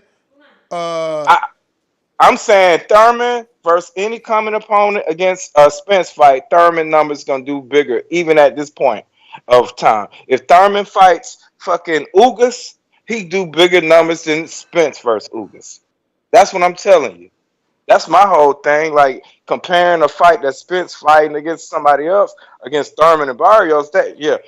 I'm saying if Thurman fight the same people that Spence fight right now, going forward, his numbers do better than Spence. Period. Bruh, you want to play a fake game. That ain't a fake game. It's a real game. No, it's a fake game because he ain't fighting the people that Spence fighting. Yeah, well, Spence fighting the people Thurman fighting, except for Ugas. He fighting Thurman leftovers. Bruh, he ain't fighting the people that Earl is fighting. That's just the bottom line. Yeah, Ugas is the only one he ain't. We can't make fake comparisons. The only thing we can do, though, is compare Thurman's comeback pay-per-view to Tank's pay-per-view. Thurman's comeback pay-per-view to Earl's pay-per-view. You just don't want to do that because you know what's going to happen. Nah. Because I didn't say the number 2 is going to do better numbers. I just said you was talking about selling out. And like I said, he ain't going to sell out. He ain't selling out either. But check this out. Thurman, which I believe will be fighting Bud after he puts on a remarkable performance against Barrios this summer. And if Spence ever gets to fight Bud, them numbers ain't going to be better than Thurman and Bud. I'm just sorry. It's not, man. All right, Spence don't talk at press conferences, man. All right, you don't. He sure got a lot of sound bites when he fought Porter, man. Sit down somewhere like you need to do because you are lying. He swear. I swear. Look, I wanted to come true for you and for me, but you be dreaming. with this Keith Hey, shit. AMG. Hey, Ness, Oh, my bad. Go ahead. Now, before you go to the next caller, man, I'm going to cut up out of here. I got an early start in the morning. Listen, TBV, thanks for letting me hang out with y'all as always. King Amina Best 61 on Instagram. Also, King Amina Best 61 on YouTube for them championship rounds. I'm going to get back with y'all, man, fellas. I'm out. Vamos, campeón. Vamos, Vaya campeón. pues. We going to AMG. What up? Yo, what's up, Dummy? What's up, Ness? What's the? I just joined. What's the topic? All this weekend's fights. All this weekend's fights. Yeah, I was definitely. I like the Beterbiev fight. One thing that I found interesting was that he generates power without really putting his body into the shots. You know, like Canelo generates power, but he like has his whole torso turning and shit. Beterbiev doesn't really do that. His punches come out like really short, but you can tell they hurt, you know, his opponent. I thought Zurdo needed. I mean, obviously he kind of looked bad against that Cuban guy. I felt like he was really trying to prove something where he could have just kind of stayed on the outside, wait for the guy to get tired and probably finished him after. And the Paul fight, I mean, I watched it. It's cool. I didn't pay for it, but I did watch it. Good knockout. Why you stealing, that bro? was cool. Why you stealing? Not worth it. Not worth it for me. Not worth it, but you wanted to watch it. That make it make sense. Help me. Not worth me actually spending my money on it, but I still want to watch it. That's it. So it is worth it if you want to watch it. No, but like look at the boxing. They were like tackling each other before that knockout. It's not. But it don't matter because you wanted to watch it. But you wanted to watch it. You know what? You wanted to watch it more than me. You wanted to watch it more than me. You know why? Because you went out there and stole to do it. Ness, it is so easy. I really didn't put that much effort into it. AMG, you're like a crackhead. Crackheads have to steal for their addiction. I'm sorry. I'm sorry. He's such a junkie. He stole Jake Paul like junkies do. Like that's crazy to me. Like that's how bad he wanted. That's how bad you wanted to watch it that you chose to break the law. Wow. They were taking tackling drills before the knockout. So you want to justify stealing by talking about like tackling? It's the truth. I'm just speaking facts. That's just the truth. Okay. No, I didn't know. I didn't know you knew they were gonna tackle. So then you decided to steal it because you're like, fuck it, they're gonna tackle. I need this for free. It's all right. It's all right. You're not the only one to steal. Don't feel bad. There's a bunch of these dudes out here that stole it because they talk shit about Jake, but they dying to see what's going on. It's so sad. I don't understand that. Like just jump on the bandwagon. It's okay to be wrong. Like, how are you saying it's whack, but you're stealing to see it? Like, this is crazy. I'm honestly, like, I don't even watch shit. Like, I didn't pay for Clarissa's pay-per-view. I didn't watch that. You know what I mean? Like, I don't lie. You know, there's certain shit you just don't watch. You don't watch it. It's all good. But I ain't gonna steal your shit. That means I want to watch it. Like, I just didn't watch Clarissa's pay-per-view. I didn't fucking still watch it and stole it. Like, get over here! I don't get it. That's crazy to me. Like, how are we saying that he's whack, but we're stealing to make sure he's whack? This is what I'm telling you. Mayweather effect in 5 fucking fights. Mayweather effect. 5 fights. 5 fights. He's so whack. I want him to lose. I'm not going to pay to watch him lose, but I want to hope that he lose, so I'm going to watch it anyway. He's killing them out in these streets. I'm telling you. He's got it. Yo, we got Blog Talk callers. If you haven't, if you feel like I ain't go to you, it's because you haven't pressed the number 1. So if you got to press the 1. Other than that, we're gonna keep the lines moving. Looking like I don't know that number by heart. We got some super chats we could take care of real quick while you take. Let's do it. Who we last left off on? Count Drago, I think it was. Count Drago says, as a fan of boxing and MMA, I'm disgusted by these MMA fans making excuses. As a boxing purist, not a fan of Paul, but dudes saying fix, check yourselves before you fucking wreck yourself. For real. The whole that's the epitome of hating someone. It's like, damn, he did so good. Now we gotta say like it was a fix. Bro, the guy and look at the transition we going through. We going through. No, he's a YouTuber. To no, he's only fighting MMA guys. To now it's like, yo, he's fixing the fight. Can I please send you the clip of this idiot? Absolutely. Shout out to Lalo's Boxing, because you know he actually posted it up, and I was just like, what the like this dude just looked like he was chasing clout, really, bro. I mean, you tell me, man. I sent it to you directly, and this guy's just saying proof that Jake Paul fight was rigged. And then you know how with the glove? Oh God! Don't show me the circle on the glove. That's it. The circle, like in that video, he kind of shifts his. You know, Leo Santa Cruz's twitch, right? Yeah. So Jake Paul does something like that as he's getting ready to punch him, and this guy's argument is that was the signal for Tyron to drop his left hand. I watched it over and over. It doesn't even make sense. Like, the hate is real, dog. The hate is real. Like and then, you know, after the fight, you know, Mama Woodley, you know, is there next to Jake Paul, and of course Mama Paul is there too, and you know, Jake Paul has his arm around Mama Woodley. You know, he's there because he respects, right? Now people are talking about, like, you know, why was Mama Woodley celebrating, you know, with Jake Paul? Like, is it people just trying to make something out of nothing? No, they want you to be mad after every other fighter that hugs and embraces. Oh, that's what we love about boxing. You know, they could go in there, knock each other out, and there's respect. Now, if the mother respects the winner, no, it's a setup. What do we call that? Double standard, right? Of course. Fucking double standard. And yo, honestly, I kind of saw. What the fuck? What time this happened? 6 hours ago. Okay. So maybe Amin got it from Lalo. Lalo put that too. Like, Jake Paul versus Chavez next. That's a good fight. I'm telling you. He should target that to silence the dudes that need him to fight someone who's a boxer.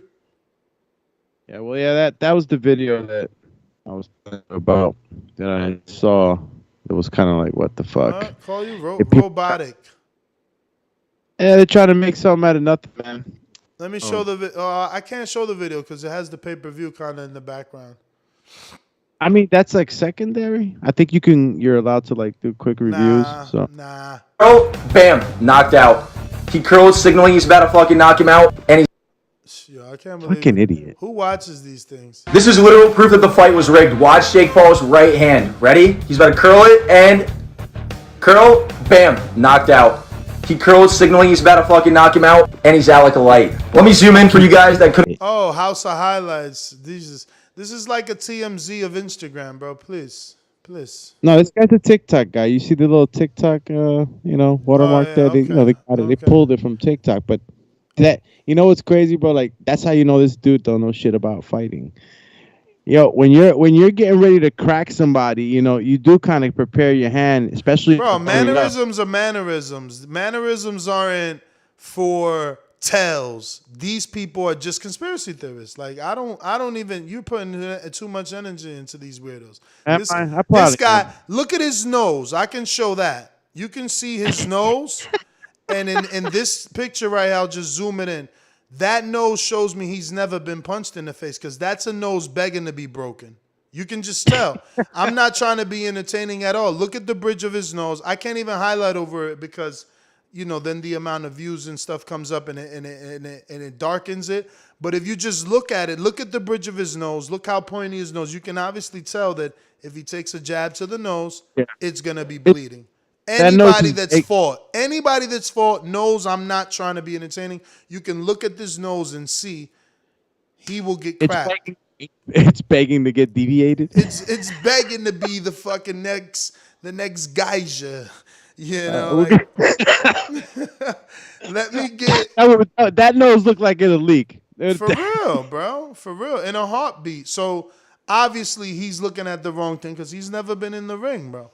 First of all, like I'll shake my shit sometimes if it's too tight. You got wraps, gauze, tape, gloves, strings, tape, like knuckle protectors and shit. All types of knuckle, shit. but like, dude, like sometimes you know a little bit of circulation is kind of hard. You might want to open your shit to just allow some more blood flow. But again, if you never been in the ring, how you gonna know? X-Files. Throw this dude under the X-Files fucking factor. But let me get to Big Fish Vega. Big Fish Vega, what up? Pescao. Probably just listening. Usually just listening, right? Cricket time then, huh? Right now. He's you know, some people just listen, you know? Maybe having shit to do. He probably hitting the bag right now. He probably training right now. What? Hit him with the alarm, champ. Who? Big Fish Baker. Oh, he got another super chatty? Yeah, man, he's going hard, champ. He's going hard in the gym too, man. I think he's focused. Yeah. Trying to see some footage, though. I'm actually, you know, I just want to say, Mr. Vega, I appreciate you signing up because, like, that's a true conversion. Like, you came out, you listened, right? You heard the show, got interested in Border Wars enough to come.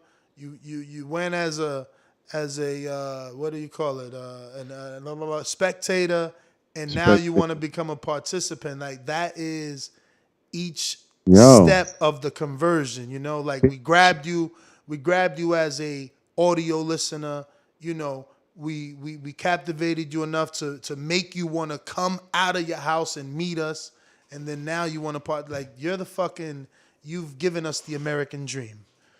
And not only that, I think the Big Fish was scouting, bro. I think he had it in mind already. He came with Lil Man. He's like, I'm gonna go scout these cats, see what scalp I could collect as my first. Have we received footage from Big Fish yet? He sent me mad shit today that I haven't even looked at because we're on the show. But he said new footage. That's dope. Slip it to me, man. If it's not in the Border Wars group on Facebook, it is. Nah, he sent it to me on IG, but I could upload to Facebook. Chim. Only one question, Ness. Oh shit! Hawk with the counter punch. Go for it, Hawk. Yo, what's up, Ness? And do me. What up? Hawking him down. What? Hey, Ness, I listened to you talking to Mike, man. I ain't heard him in a minute, man. I remember him used to be on your show for a while there, and was it Suleiman got him a wheelchair, the boxing, a wheelchair? Yeah, he lost his first fight, but he tried though. Yeah, I remember Mike. Shout out to you, Hawk. Shout out to you, because that shit was you used to hang out there at Wilder House. 2-3 years now. Yeah, I remember. I've been watching you for a long time, bro. What I was about to say, the Dereck Chisora, Dereck and fight, dog. He got hit with so many uppercuts. It was like his mother telling him to lift his chin up. It was crazy how he was getting hit with those uppercuts, dog. And if Dereck Chisora don't retire, man, I'm going to be forced to send this dude a recording of James Lights Out Tony singing the national anthem. Maybe that'll make him go ahead and retire, because he don't want to be sounding like him. My goodness. That guy there, boy, he took a lot of shots last night. What's the other one? Beterbiev. His head was cut open like your boy Badu Jack. Mm-hmm. Yeah, he was sliced open pretty good, but he like I said he would, Browne melted like ice cream. He literally just melted. He started off strong, and then he literally just melted. Yo, but that's it. All right. I mean, I don't think we went to you like on your regular call, so we still got to give you that. I think. I mean, I'll be forgetting who I went to. You're right, Chip. All right, so we still got to do that. And speaking of regular calls, we got to go to. Let's go. Smoke with you. Come on. Info Joe is a beast. Checkbox red. Undefeated punchlines, better place your bet. The #1 call, fought my way up the ranks. Border wars fighter, going hard in the paint. Boxing scene writers call me spectacular. Yo, what's up, my boxing brothers? Do me, Ness. What is up? What's No up, my show brother? without Folk Joe. Hey, do me, might as well call you Jesse, man. You need to play that intrigue song, man. You just flying everywhere, man. Go baller. You know, I'm gonna have to get that.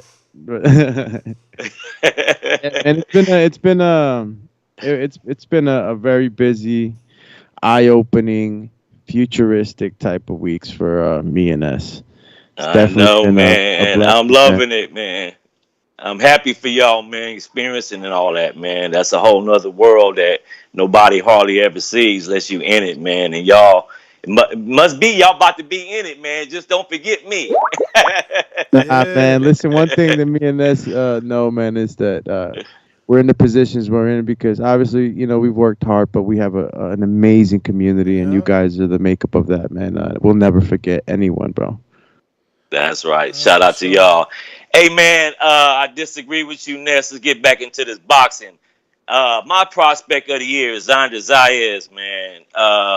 All y'all soft on Xander because y'all met him and he came to an appreciation. Yeah. Like the Border Wars. Come on, man. Who he fought? Name some names. But he fought 4 times this year and looking spectacular, though. But who? So, name one name. Yeah, you're right. Don't remember all their names, but for a guy that fight 4 times a year, he's looking good, though. But I hear your point, though. Shout out to Jake Paul, but bringing eyes to the sport, man. But I don't see him beating no pro fighter, man, especially a champion or a contender. You know what I'm saying? But shout out to him for bringing eyes to the sport. I'm becoming to start liking this dude. Shout out to Beterbiev, man. He looked like a beast, but I don't know if he beats Canelo. We all know Brown is chinny. Shout out to Gilberto Ramirez, man. Good fight. Can't wait for the Serrano, Katie Taylor, man. They should have been stopped that fight, man. That girl's nose been broke a long time ago. She wasn't going to win the fight. It's up to the corner to throw the towel in for you to save face. I was watching that fight with my wife. She was even sad for the lady, man. And then a man that got to clown her about looking at her face is all clean. Oh, man. That shit was hilarious. But I like the Morrell versus Fox. I think Morrell be a force to reckon with after a couple of more fights at 168, man. I like that kid. And if Keith Thurman watches Mario Barrios, which I think he is, I think he's going to knock him out faster than Tank. I wouldn't mind seeing him versus Crawford. I think so, man. He gonna watch. He gonna watch that kid, man. You tripping, watch. Man. He gonna knock him out faster than Tank. What round Tank? Didn't Tank do it like in the 6th? I think in the 7th. Man, something like that. I think. Bugging, bro. Y'all putting mad pressure. Yeah, but wait, Ness. Even though the last guy he knocked out. One last thing, real fast, Ness. How y'all putting all this pressure on him, man? Y'all terrible, man. What? Real fast, family. I want to give a shout out to the cannabis community of Los Angeles, man. Advanced Nutrients, Cannabis Talk 101. We fed about a couple of thousand people in Skid Row, downtown Los Angeles, man. I just want to give a special shout out for all those that donated their time to help out the homeless in LA. It was beautiful seeing all the cannabis community coming together and helping out the homeless. Special shout out to y'all. Peace, gentlemen. Have a good evening. Yo, that's crazy. Look at you rubbing elbows with Advanced Nutrients. Did you even catch that? It was like slipped under the... You ain't catch that? Damn. Oh. I'm in a mad state, so, yo, I use those nukes. That's crazy. That's dope, man. That's imagine the world is so small, right? World is so small. Info Joe rubbing elbows. Yo, my man is rubbing elbows. He rubbing elbows with Big Mike. My man, Big Mike. I know he knows who I'm talking about. Shit, he rubbing elbows with Big Cherokee, the ass. You know what I'm saying? My man out here doing. He about to blow up. He talking about us. He talking about us. Don't forget him. He better not forget us. He the one about to blow up. Shit. I know. Yeah. He got a big job. It ain't my business to say, but just congrats, champ. Hope you do your shit. Yo, but talking about real quick before I forget, the power of Keith Thurman. I know that he hasn't given us a knockout since 2013, but he still can crack, right? And the question, no, wait. But the question is that he's a true 147 pounder, and we're gonna say that Gervonta hits harder. Is that what we're really saying? I mean, there's the possibility that, yes, Tank has more natural power than Thurman, especially at this stage. Tank could be more explosive, which adds to the power. We just don't know. Like, we got to see what Thurman got. Facts are not facts. They're falsehoods. Your soundbite is so whack and low. We got Kevin in Chicago.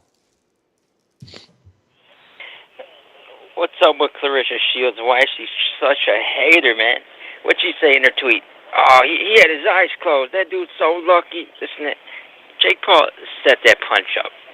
He faked like he was going down low, ducked down, big wind up like he's going to throw a big body shot. What'd he do? He went up top. That was a perfectly set up punch. And, oh, what a lucky shot. Clarissa Shields just mad that she couldn't sell at a high school gymnasium. And they got this dude coming in with all her world titles that no one cares about, coming in, selling out stadiums. Clarissa Shields, you jealous hater. It's not that she's jealous, though. It's not that she's jealous. Remember, they got a little feud. That's exactly what it is. No, they got a feud. He comes at her on social media, and she comes back at him. They've been going at each other. She's even offered to fight him, She started it. She started the feud. She's the one who came out and trashed him, and all this and that, and mad because he's popular. She did what everybody did. She did what everybody did. Called him a YouTuber. And he's got to prove everybody wrong. And she's still going on, and she's still doing it. She's still going on with it. She can't give him his props. She say, "Oh, he's lucky. He's lucky." It's pure jealousy because all her world titles doesn't mean nothing because she can't draw flies. This shit. That's just the truth of the matter. But as far as Beterbiev, I'm telling you right now, this dude's one win over Gosdick is more impressive than any Canelo win. And yes, I said it. He didn't beat Triple G. You want to say Caleb Plant and Callum Smith? Those dudes don't compare to Gosdick. And what Beterbiev did to him, walked him down, destroyed him, and retired him, that's more impressive than any Canelo win. And there's a reason why Canelo isn't signing up to fight him. He's going to go fight some Mugaboo dude and fighting this Caleb Plant, this rookie Caleb Plant. Beterbiev is cut from a different cloth. Those dudes out there in Russia from that part of the world where Khabib's from, they are cut from a different cloth. And there's no way in hell Canelo's going to sign up to fight him. Maybe wait till he's 40 years old. Then I'll do it like he did Triple G. But this idea that Beterbiev needs to step up, he went and unified against the Gosdick when nobody was signing up to fight Gosdick. That dude is super dangerous, and when they retired him, then he fought his mandatory, destroyed this dude.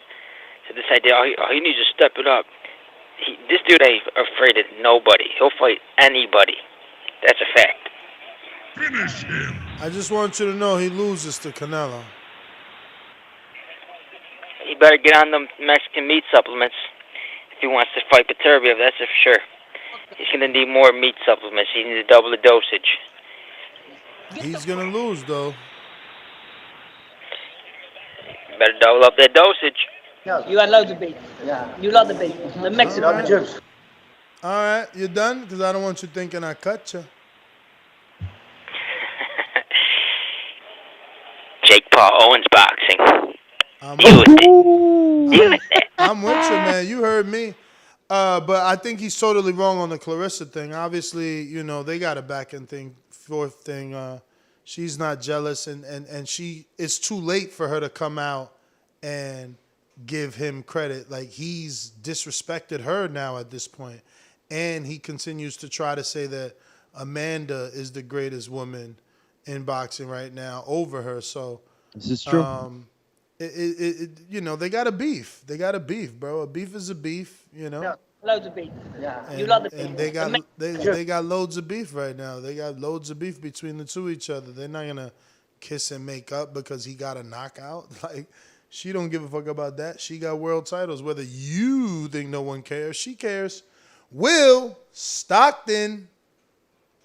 Ooh, the 309 in the building. Hey, what's up, fellas? 209, champ. 209, my bad. 209, 209. Your codes. Home of the Diaz brothers, home of Sons of Anarchy, even though it's fake, but, you know, the Italians pretend the Godfather's real, so I'm going to pretend that's real, too. But, hey, what's up? He tried to play the Nate Diaz soundbite, but it talked over you. One day we'll be in studio where sound bites don't interrupt. They actually are heard. Word. Hey, Ness, I think you got the talent, man. I drive truck. I listen to a lot of radio, Howard Stern for many years. I think you got the talent to be a real big-time radio guy, man. Or podcast, you know, same medium. You're good, man. Your lips to God's ears, champ. Hey, Kevin, I want to congratulate him for getting acquitted on that trial when he showed up in Wisconsin with the automatic rifle. It was on CNN, you know, all summer long, that trial. So congratulations, Kevin, for that. And then, you know, Jake Paul, he's good, man. I mean, but he goes up against real guys, man. Real, like Tristan Colcrip. That kid is for real, man. His one loss, he had hurt his arm. You know, he hurt his arm in the second round. His arm was dangling the whole fight. So I just don't see him beating those guys, man. Not yet. You know, who knows? He's getting better. Got to give him that. And is there an age limit for prospect? Because what about that Camarón, William Zepeda? Is he too old? He's 25. Would he be too old to get prospect of the year? That's interesting, but I know who you're talking about. He beat the brakes off of Tanarara this year. Yeah. But yeah, he looks good, man. He's going to be up there, and I think eventually at the 135 level. So, you know, he's someone not to play with. Yeah, he's going to be somebody's mandatory real soon. Yeah, probably WBC. Probably, you know, he's in Mexico, so probably WBC. I'll check right now.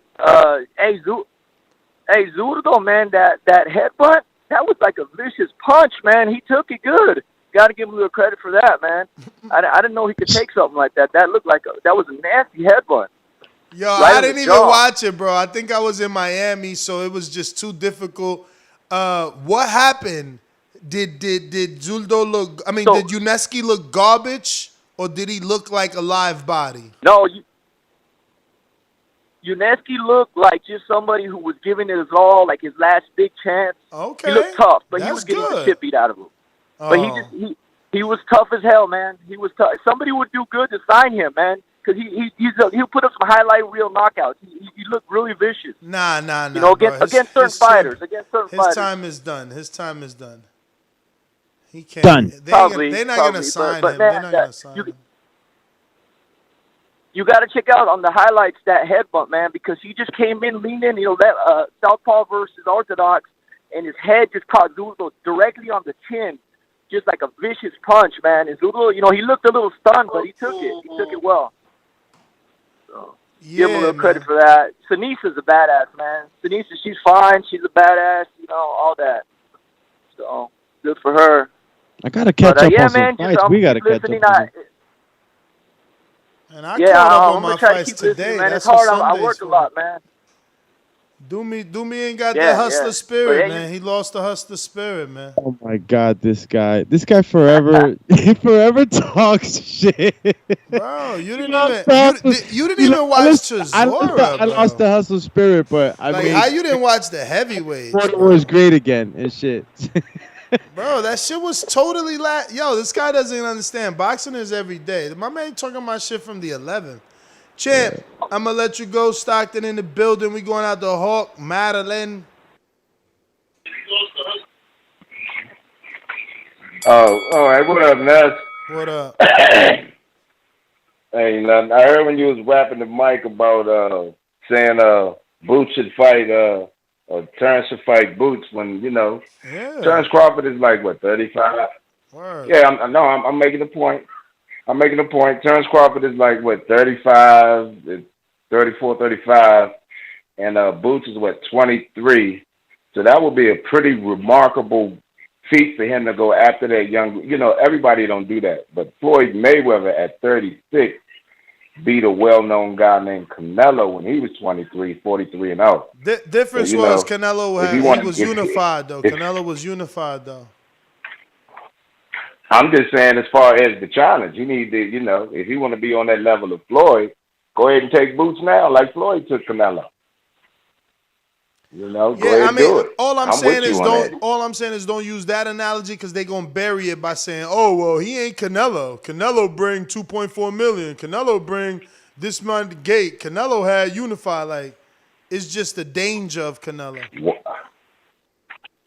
Oh, okay. I hear him. But when Floyd beat him, it really shot Floyd's status up, which would do the same for Terrence if he was to actually beat Boots right now. I mean, is Boots Canelo though, man? Nah. You're right about that. But I did watch that Alicia Estrada. She looked real good. And Amanda Serrano. I'm going with Amanda on that Katie Taylor fight. She's gonna touch her up.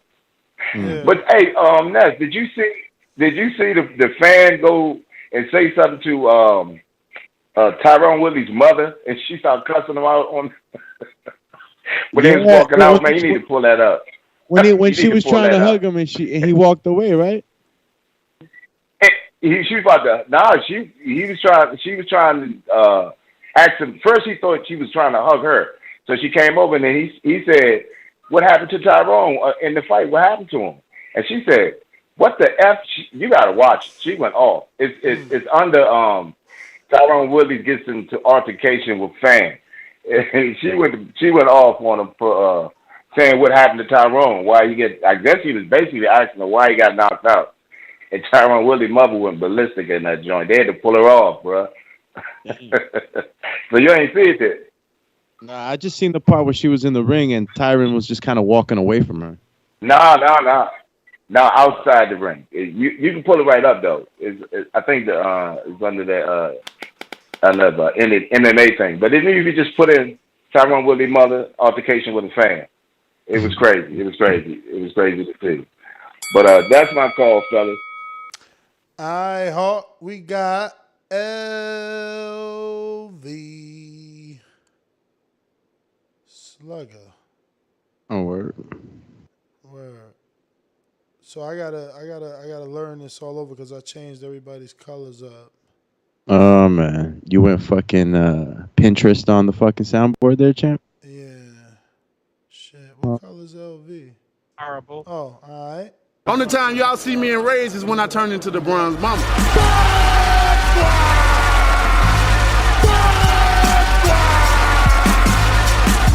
I want a body, and he gonna be the body.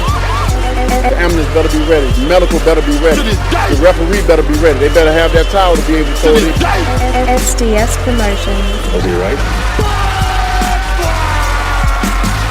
LV Slugger.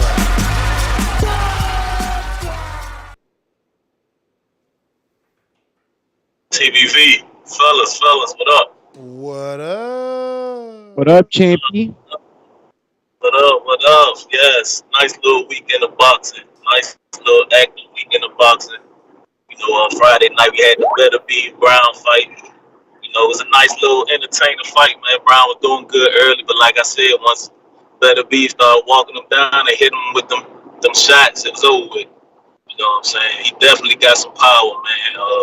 But he do show some flaws, but, you know, a lot of people saying, you know, they're going to try to fight him, but I feel like that's just, it sounds sweet outside looking in. You know, once you get in that ring with him, I think it'll be a different story. That man definitely hit hard, got 100% KO percentage, so, you know, I just think that's going to be hard for whoever get in the ring with him. You know, he definitely got some power, but I want to start seeing these dudes at 175 start trying to unify. You know, we got Bivol over there. You know, I'm not really too much impressed with Bivol, but, you know, hopefully we can get him in there with other champions. But he probably going to be the man, though, so I wouldn't mind seeing Zerto Bivol see how that go. But yeah, Jake Paul, he did his thing. Got the highlight reel knockout. But like Info Joe said, man, I don't really see him beating no contenders or like no champions at the weight class he at. He keep on his name, just bring more eyes to the sport. You know what I'm saying? And if y'all haven't seen Conor McGregor, IG, he huge right now. I'm not sure what he's so big for right now, but I'm kind of figuring he might get that call to get in there with him next. So we might be getting that soon. But what else? So and finally the WB, I'm glad they got it right, man. That EJ Ugas, we about to get that. I've been calling, I've been trying to speak into existence. This the fight that I wanted. I wanted this so they can go ahead and get whoever come out on top and get 3 belts. Hopefully we can get undisputed finally for the welterweight division in 2022. So, hopefully, we get that fight. What's your man going to do in the meantime? Well, Barrio, don't Thurman got the fight with Barrios. Hopefully he look good. Why y'all waiting for Thurman to see if he look good? Take that Ennis food, man.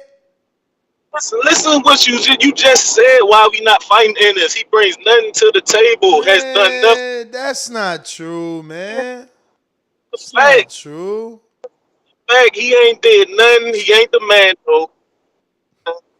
He don't bring nothing to the table to fight him right now. That's just hardcore boxer fans talking about he won the fight. Don't nobody know Boots, man. We prize fight right now.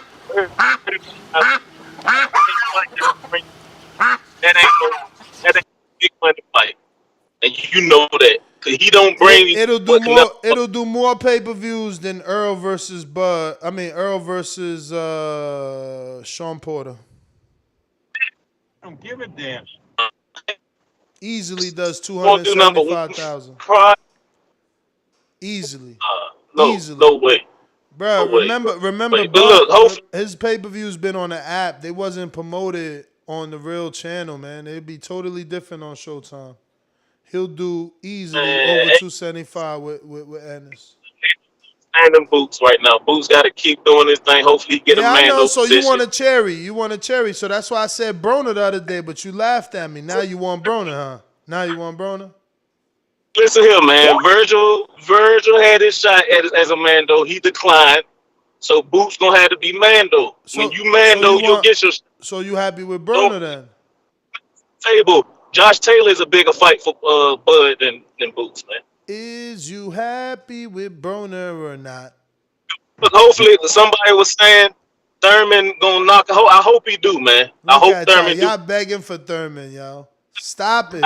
Make your own lane. Make your own lane. Stop begging for Thurman. I'm trying to you think, yo, look, listen to the world you live in. In the world you live in, you still ain't realized, listen to me, you still ain't realized that Thurman is an Al Heyman boy. He the first one getting a tune-up on pay-per-view. Just like Andy. Just like Andy. But you think that his next fight is going to be Crawford. It won't be Earl? After Barrios. After he beat Barrios. Bruh, that's what I'm saying too. That's what I'm saying. You just not listen. I'm saying that too. I'm saying that you're so crazy. You think after Barrios, somehow Al Heyman is going to sell out the dude that he showed more love to than Wilder. What the fuck?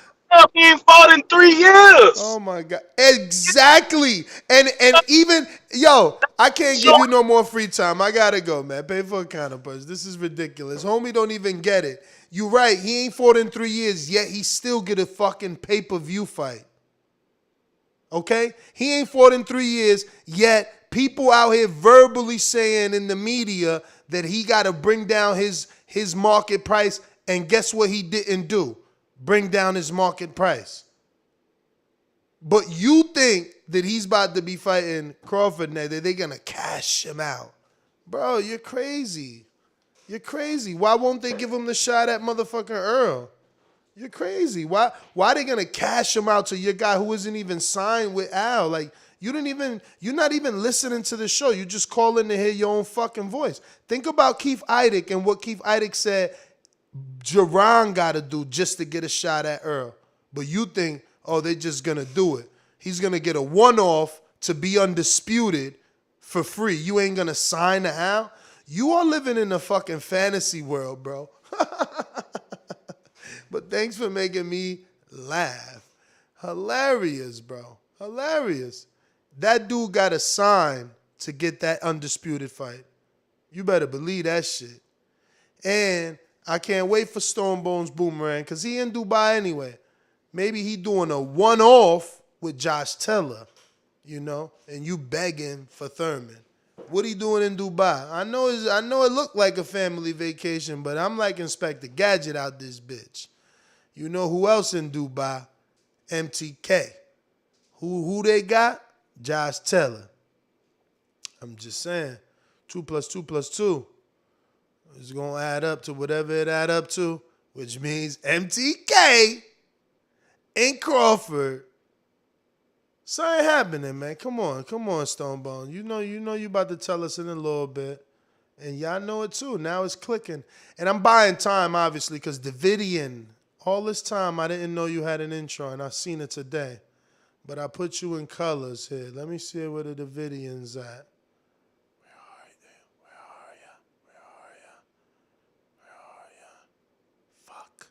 That's what happens when you ain't got a co-host. There it goes, Davidian. All right, you're green, champ. I'm healthy, strong, and about to knock Errol Spence out in Jesus' name. I'm bringing the whole church. SDS Promotion. You win some, you lose some. But you live and light another day. I got the whole Christian congregation behind me. TheBoxingVoice.com. In Jesus' name. And we all know God only made one thing perfect, and that's my boxing ring. Damn.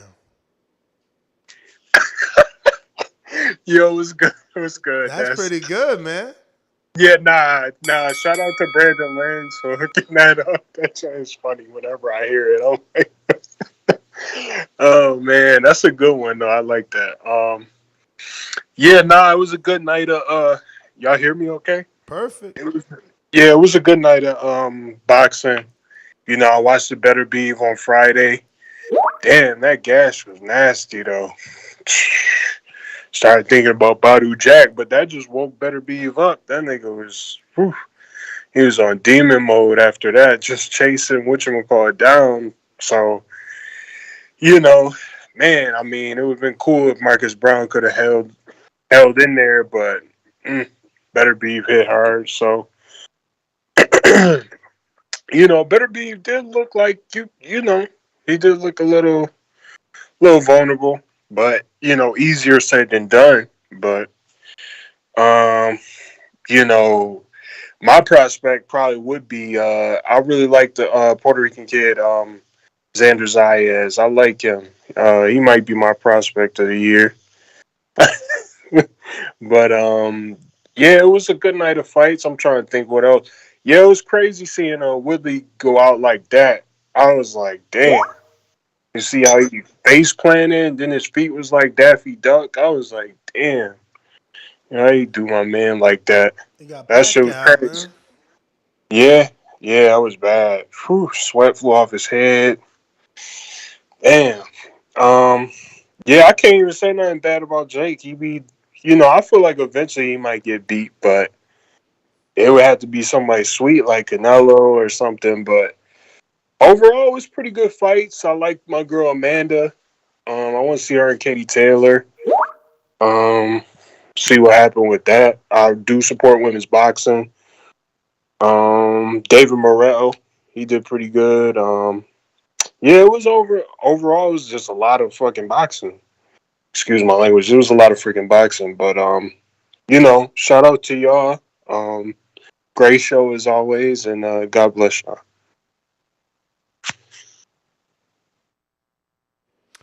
All right, brother. Thank you for calling in.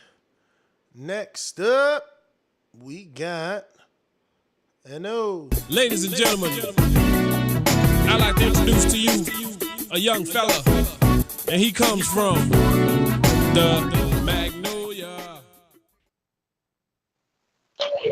Whoa. I'm on audio sound, you heard me? Alright, look, we talking about the Thurman pay-per-view and what we think the numbers gonna be, with the reaction from the crowd and the fans gonna be. That's what we talking about, bro. Alright, so I must be on point. Well, let me put it like this here. We got Barrios coming up fresh off a knockout with Tank, the guy that's 130, 135 pounder. First fight at 140. His first fight at 140. He knocked out his second fight. Right, yeah. His first fight at 140. He moved up, knocked out the guy that been at 140 who was sucking down. Now he going up to 147 to fight Thurman. Thurman is putting himself in a bad position, Ness, and I'm gonna tell you why. If he don't do good numbers with this pay-per-view, it's gonna make him look bad at the negotiation table. If he has a Josecito Lopez showing, which is possible, it's possible. Ness, before the Lopez fight, you thought Thurman was gonna come in there as a tune-up. He gonna steamroll this clown. It's possible Barrios could come out there off this knockout loss to Tank and get the fight of his life with the Virgin, with the Whisperer in his corner, pushing him along the way. Now, Ness, if this happened, this has got to be career mass suicide for Keith Thurman. You got to admit this shit, bro. This got to be a spectacular performance, Ness. If this shit is 7-5, man, I think this career suicide. With a victory 7-5 against Barrios that just got flatlined at six rounds by Tank Davis. This guy, how tall Tank is? 5'4", 130, 140 pounds, soaking wet. Ness, you need to talk to your man, bro. This about to be some bad pay-per-view numbers, bro. And it's at least it can be a spectacular showing, man. This dude got to go to sleep. Barrios has to go to sleep. I'm talking about all in the ropes like Adrian Broner. I don't see why they put that much pressure on the man. He ain't fighting, 2 years? Mm-hmm. I don't know. And you got Lopez on the undercard? Mm-hmm. What if Lopez get the spectacular knockout and Thurman in the 12th round, he's just trying to stay away from Barrios? That's my call. That's my call. I'm gonna let y'all have it, bro. Shout out to the Thurman fans, man. I'm gonna be thinking about y'all. This fight good out. That's my call. Alright.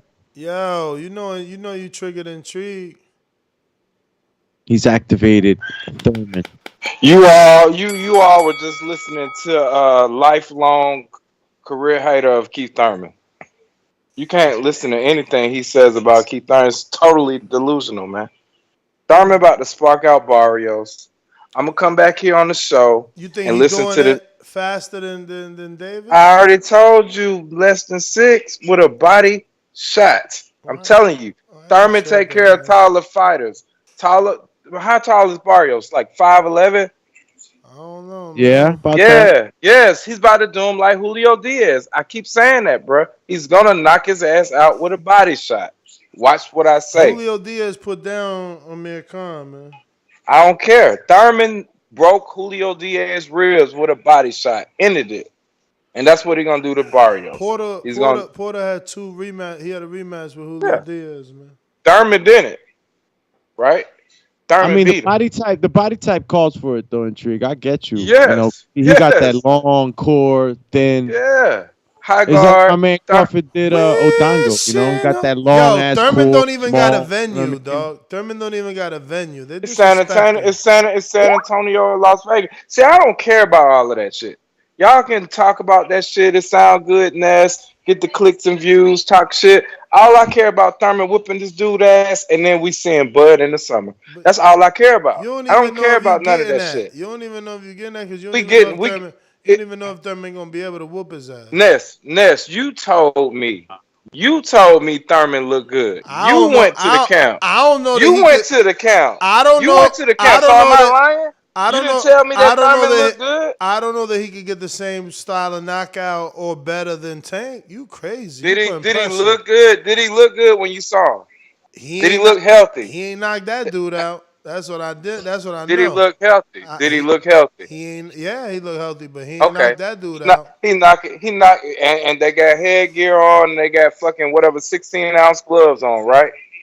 He ain't knocked that Okay. dude out. All right. So when he get in there with Barrios, you're gonna see, and I like Barrios.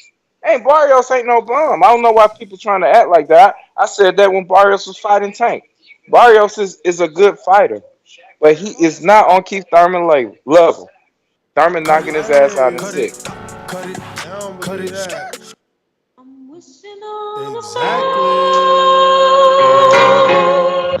No matter where you are. Man, mad scientist He that got is. Dom with the counter punch. Damn, Dom, be dooby dum. My hash brown froze. Why you Yo, eating yo, hash yo. browns at midnight, man? It's like my snack. Yo. Shout out to Charlie Murphy, Mr. NL, thinking he knows so much about Keith Thurman. Don't worry about it. You're going to pay for it. If you want to bet, you know where to get me. PBC knows how to do this. Bud needs to sign the contract. If people don't want to see Thurman fight a warm-up, after a warm-up, sign the contract. Word. Or fight fucking Josh Taylor 2 times. You're not going to get in all these PBC fighters if you ain't signed the contract. And to LV Slugger, your favorite fighter is Polite Coffee. Mine is Bivol. Ain't nothing wrong with Polite, man. He got a bet with me. He likes to talk that smack about Bivol, but don't want to bet. Call in and bet. Let's get it on. But Bivol beats Beterbiev. Beterbiev got a bullet hole in his head. Bivol's gonna open the portal to fucking Mortal Kombat. That's my call. Damn. Fatality. Oh my God. What happened? It's over. Why is it over? Oh, I thought that was DSG. Who the fuck is DDG? DDG stands for? At Pontiac May DDG? Who's that? Don't know, but while you figure that out, Big Fish Vega says, appreciate TBV and thanks for the shout out. Once I saw the first fight at Border Wars, I instantly knew I wanted in. Much love to y'all for this platform for us fans. Well, much love back to you, Champy. I'm glad that you were inspired by what you were seeing and that you're going to give it a shot and get in the ring and swing, champ. You already know.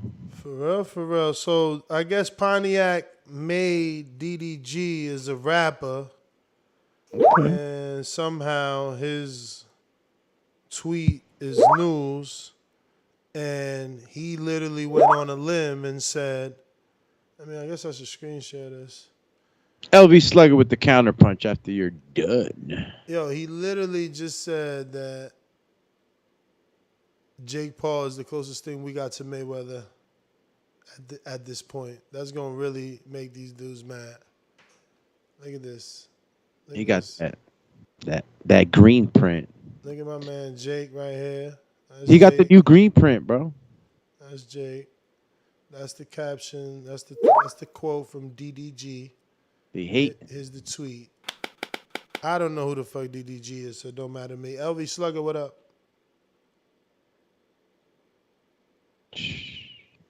What up? Y'all hear me? We hear you. You zone. I'm just glad, like I said, the WBA got that shit right, man. They ain't doing it in no other division. What they were trying to do with Ugas, so they let him get, the biggest fight probably in the division for him. Coming off his biggest win. But with the Thurman thing, like, I want to see what's the problem with fighting him.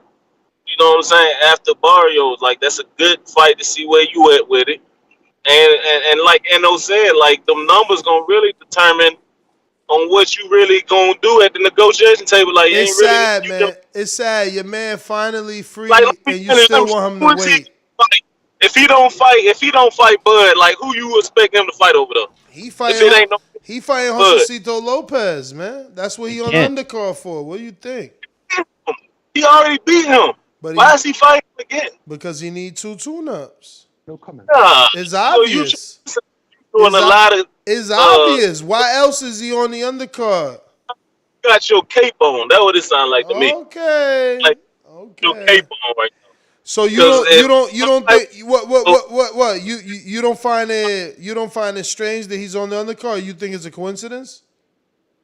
No, I see what they're doing, but I think, I ain't no telling what they got going on. I see, but ain't no telling he gonna beat a Ramos. Let me tell you something. This is Al showing Crawford you could either be in or out. I think it's gonna be Thurman, man. I think if it ain't Thurman next, bro, you're not listening. Why would you spend money? Why would you spend money to call back and not address the fact that you still believe your boy's gonna get a Al Heyman undisputed? What you told him? What you mean against him and EJ? Yeah, that's the biggest fight in boxing. So you think Al's gonna give it to him because what? Just because it's the biggest fight, or you think he's gonna give it to him because he signed to him? It's the biggest fight in boxing. You got to get it done because that's gonna be EJ biggest payday. That's EJ biggest payday as well.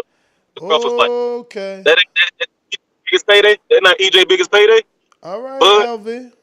Yeah, what I'm saying. So if they trying to make some money, go and make that Bud fight. All right. That Bud fight is it.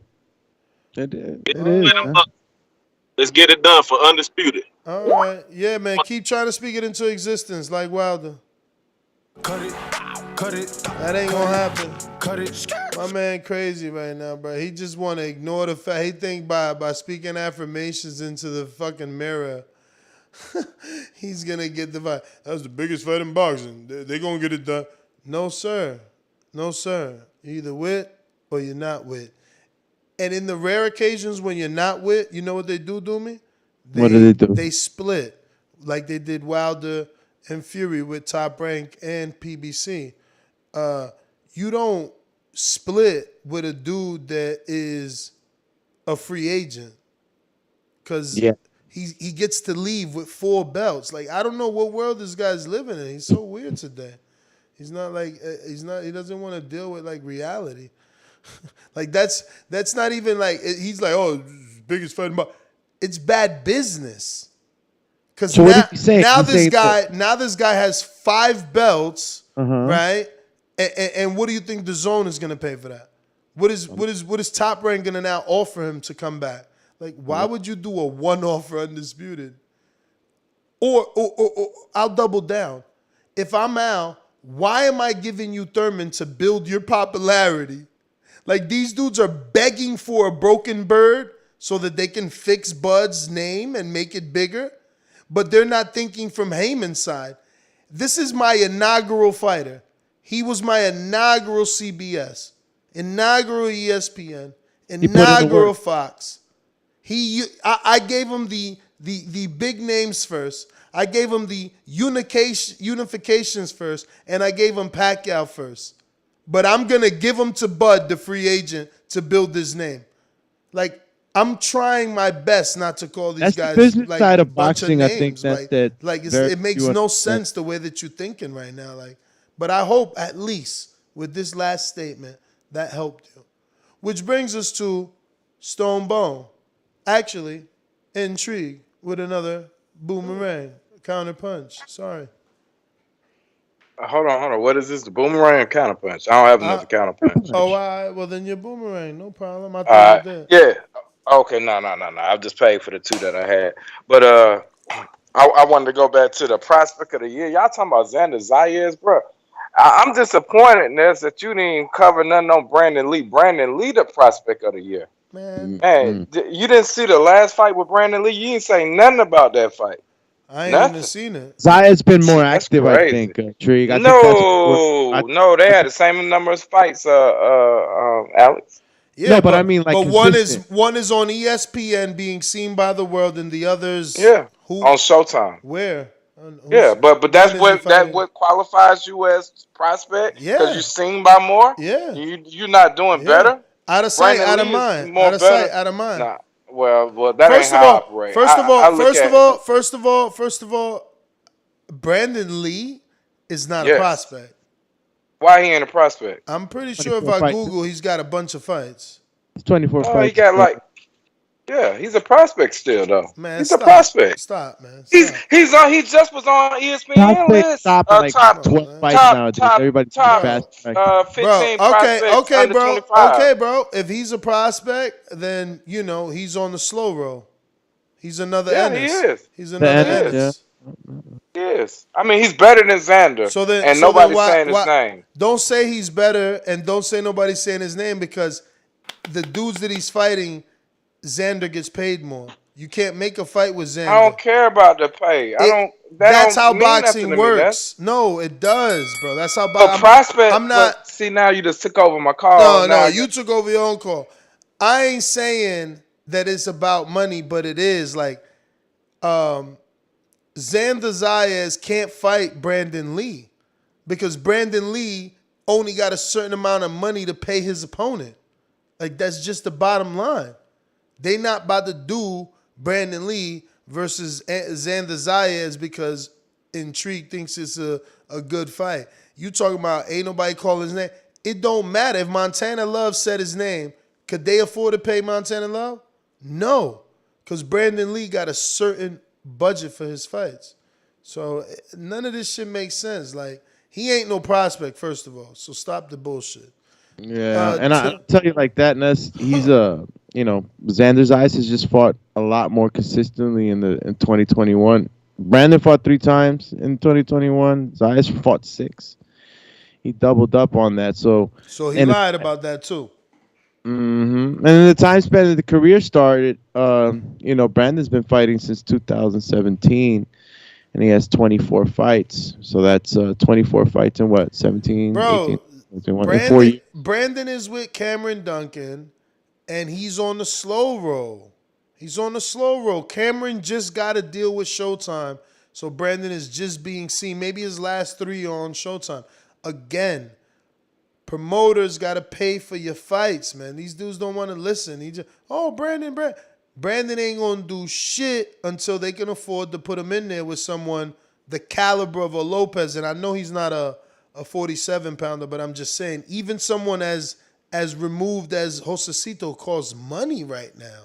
Yeah. Like, he just re-signed to Rick Mirrigan. They not paying him like a B-side no more.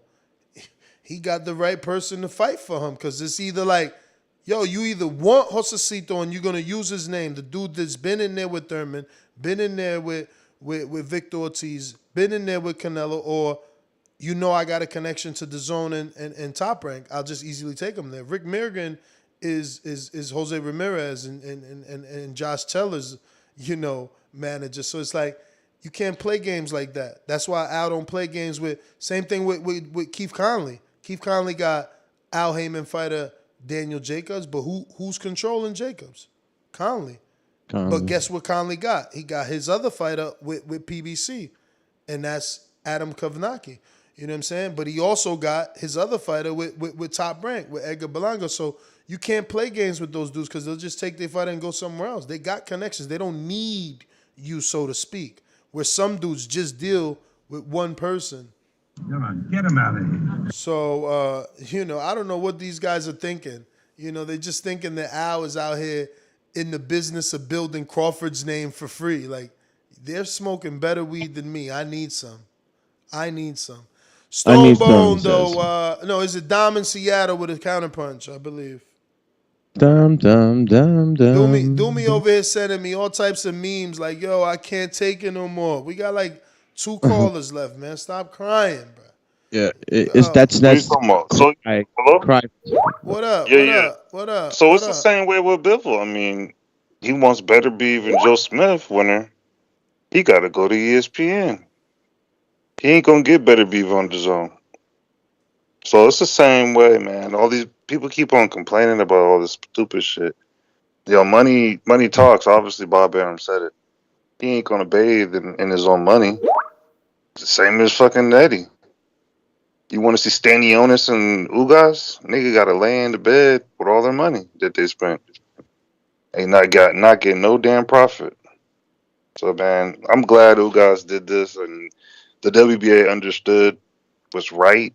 Because Stanionis' biggest payday is step aside. That's my call. So step aside. We got LV Slugger, counterpunch. Counterpunch. Counterpunch. LV Slugger. Y'all hear me? We do. Clear. Saying what Thurman goes from here. You know, after Barrios fight, I mean, Josecito ain't no big fight. Ramos like Earl Ugas winner, man. already said he ain't fighting Thurman. He already done came out his mouth and said that. But listen here though, you talking about you think Al gonna not let that man fight because he ain't with no like didn't he just crash out and do that shit with Canelo? Paid Canelo 40 M's and he took all the belts. Didn't he just do that? Man, so you really wasted money to say that, brother? I'm saying, didn't he just do that? You really trying to make that comparison? I'm saying he paid Canelo 40. Are you really comparing the biggest name in boxing, who gets the biggest check in boxing, who does the biggest numbers in boxing, to the biggest failure in pay-per-view boxing? You're comparing those two? He did what you're comparing those two. Just took them belts and went the hell on. You tripping, bro. This is the delusion of the Bud fans, bro. The delusion, man. Undisputed. Whoever come on top of that. Man. 14 seconds and we ain't got to hit no more of this. You got 154 undisputed. Hopefully we had somebody up there. You might get you another fight. You feel me? Whoever come out on 147 undisputed. Bye, my friend. Bye. This is response. Were you even close to anything that could be considered a rational thought? Finally, that soundbite works and fits. Intrigue, counterpunch.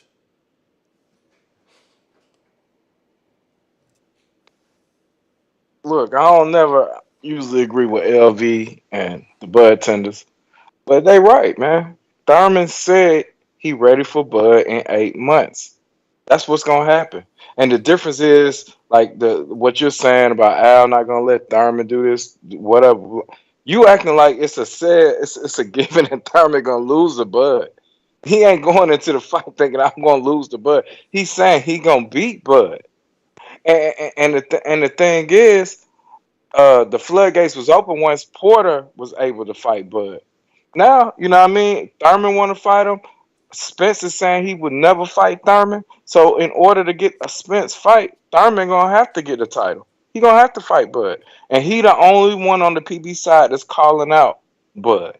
That's what's gonna happen when Thurman beat the fuck out of Barrios. That's all I want to say. Say he gonna beat the fuck out of him. Jim, what's the point in it for? I gotta read you again? No, you had to read the conversation. You were supposed to hit him with the fucking soundbite. Just send it to me. Wishing on a star, this fucker right here.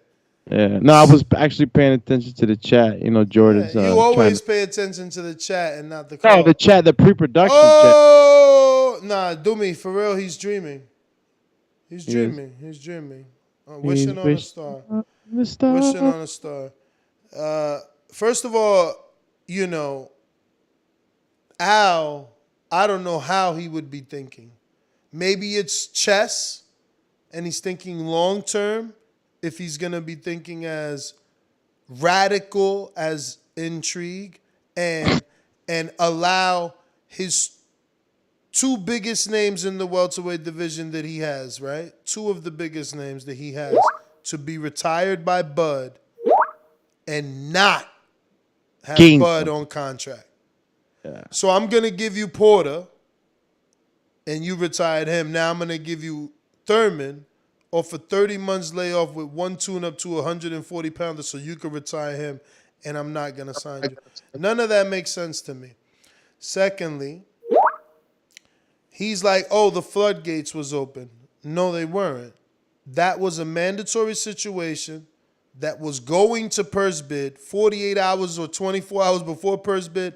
Top Rank found a way to make it work. Stop lying to the people. This was not a floodgates open. He fought Porter. He fought Porter. No, it was purse bid. It was going to purse bid in like 24 hours. And he was like, here's the deal. You want to take it. So stop lying to the people. The floodgates were open because he fought Porter. No, the fuck they not. No, they're not. Counterpunch, intrigue. Dom is actually. Yes, why you lying to the people? Fam. Dom is before you, as you can see. It says Dom number 3. Yeah, Fam. thank you. I appreciate that. Fam. He's so desperate to come at me because he mad his whole story wrong. Well, this is. I mean, I kind of get this now. If Keith Thurman is gonna fight somebody, and Bud's willing to do obviously the Josh Taylor. I mean, I've been seeing these guys do these 2-fight deals once you want to fuck with them, especially if they got belts or rematch clauses and stuff like that. I think it's smart to put Keith in a 2-fight deal with a warm up, and obviously Bud hasn't agreed to anything. Ugas came at him and said, "Hey, let's make a fight." He's out there in Dubai. The math adds up. You gotta give Keith Thurman what he can get. Give Earl what he gonna get, because Bud ain't trying to work with them right now. He's got something going on. So he fights Barrio and then Bud? No, I feel like he's gonna fight Barrios and obviously the dude under his card. That's Coleman. Oh, cool. Yeah, it makes total sense because obviously Bud's about to fight for a belt or fight Josh Taylor. I mean, I know Bob ain't gonna allow nobody to come in and just do a 1-fight deal. Or MTK Global, however you want to put it. So it just makes sense. Just how Bivol can't get Beterbiev. Beterbiev is gonna have a 2-fight deal, and Bob's gonna make him sign the contract to ESPN. I think you're wrong on there. When it comes to the case of my good friend Crawford and Bob, I disagree. I think that Bob would allow Josh to fight Bud on a 1-fight deal because it's going to be MTK in control. So managers make the deal, get the fighters to agree, and then they could go to the promoter with the deal done. It's nothing really the promoter can do. It's not like he got to say and he could be like, "Yo, Josh, you can't do that." No, all he can say is, "I don't think you should do that." He can't say you can't do that. Now he can say he can probably lie and say the network doesn't want it or the network doesn't want to pay for it, and force it on pay-per-view, and then it again does bad on Plus because nobody knows Taylor, and then they're hiding Crawford on the app. But if you're Crawford, you're getting that guaranteed MTK money from MTK, so you don't really care. I just think with him, I don't think it with Bob rather. I don't think he's got to do a multi-fight deal because they know they ain't getting that with him. But they have no leverage either, And I think y'all not seeing that. I think Al is using Josecito as leverage. By putting him on the undercard, he's selling a direct message to Crawford. Get your shit together, or Thurman got his second fight right there. You got all these fucking either catch him now, or catch him when he's already warmed up and better, huh? No, if you sign, you get Thurman next. If you don't, Thurman's fighting Josecito. Simple. Josecito. LV Slugger says EJ can fight Thurman next, but Bud can't. Hashtag Super Nestor. Exactly. Bro, you know what it is? He's got his little fandom goggles on. You tell me, did Thurman fight Porter first? Thurman, yeah, of course. Okay, and then didn't Danny fight him? Yes. And then Ugas, right? Exactly. And then who? Bud. I mean, well, not yet, but no, Porter, yeah. Oh, Porter. I'm sorry. I didn't say Porter. I meant to say Porter. Like Porter fought Thurman, Porter fought Danny, Porter fought Ugas, and then Porter fought. So what is he talking about? Like, oh really? Thurman's gonna fight him? Super Nest. No, that is what PBC has been showing us. Danny fought them all. Porter fought them all. Thurman obviously can fight them all. Like, no, the history of PBC doesn't prove to me that Thurman can get a shot at Earl. He thinks again that the wrong people are in charge. You know? Earl says he don't want to fight Thurman. That's different when that fight is offered to him by Al. Just like Thurman told us, I've never been offered no Earl fight. Neither has Earl. Earl's never been offered no key fight. Let him be offered that key fight by fucking Al. See if he gonna turn it down. Like you gonna bite the hand that feeds you. All of a sudden, the dude that made you a pay-per-view star, they got you. What's this gonna be now? His 5th straight pay-per-view, breaking records. No one's ever done this in boxing history. Dallas Cowboy style. No one's ever started on pay-per-view and never come off. No one. Errol Spence Jr. That's who. He want me to believe that he's gonna be undisputed with outsiders. That was hilarious. Al invested all that money. Okay, when the network pays for you to fight on Showtime Boxing or HBO Boxing or ESPN, they're paying for you. When the promoter puts you on pay-per-view, he's taking the financial responsibility. So that's showing that they are invested in Errol Spence Jr. Stop coming to argue, come to learn, man. Y'all be tripping, man. Trippy trippers. I want to go to Intrigue. You still want that?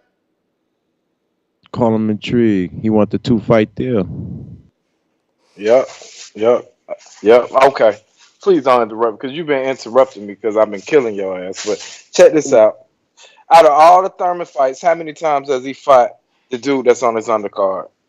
And then I'm just posing these questions. The Butave or whatever his name is versus Stanionis. So I guess Errol Spence fighting him after that fight since he's the co-main on the undercard on that fight, right?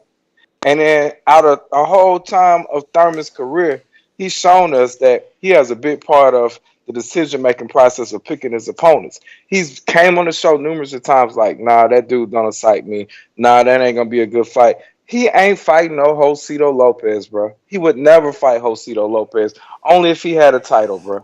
And then he wouldn't even want to do it then. He not fighting Josito Lopez. Thurman ain't the run-of-the-mill dude that's like, yeah, give me whatever. He took Barrios as a tune-up. And he's like, yeah, this is good enough now. He fight Tank. I'm going to beat his ass better than Tank. And then I'm going into the Bud fight. That's how Thurman think. You should know that in all these years of fucking with Thurman. He's not taking no fucking Josito Lopez, Abel Ramos, whoever else after fucking he beats the shit off of fucking Barrios. He going right into a Spence fight or Barrios. I mean, a fucking Bud fight. That's it. That's the only. Cut it. My man just don't get it, right? He literally says, you know Thurman. This ain't how Thurman move. This is how Thurman moves.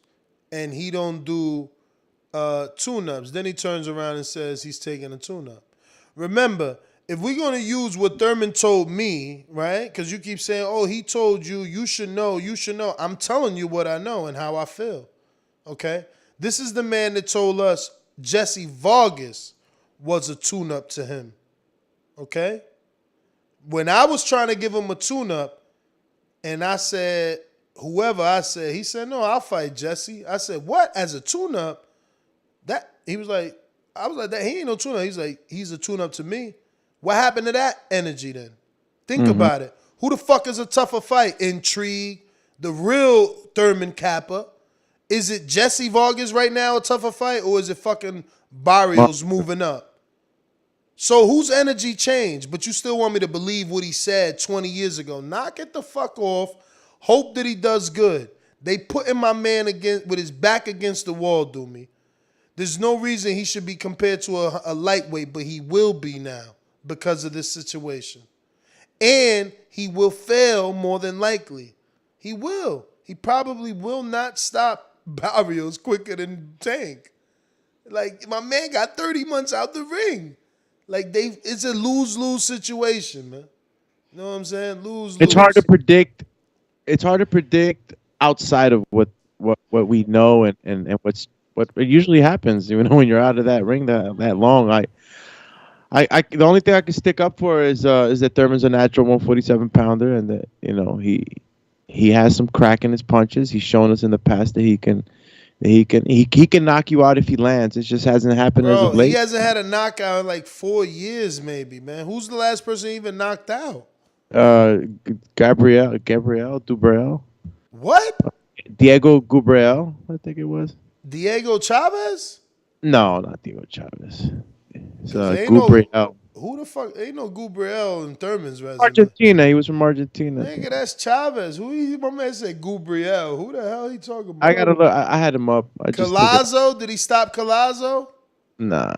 Oh man, Lord. Oh Lord. Like I said, it's pretty hard to try to like look outside that scope. That's what we usually see. What's this? Intrigue. How many is this, Intrigue? What number is this? This is like your third one. New one, too. Y'all talking blasphemy, man. Come on, bro. Stop it. First of all, he knocked out Collazo, number one.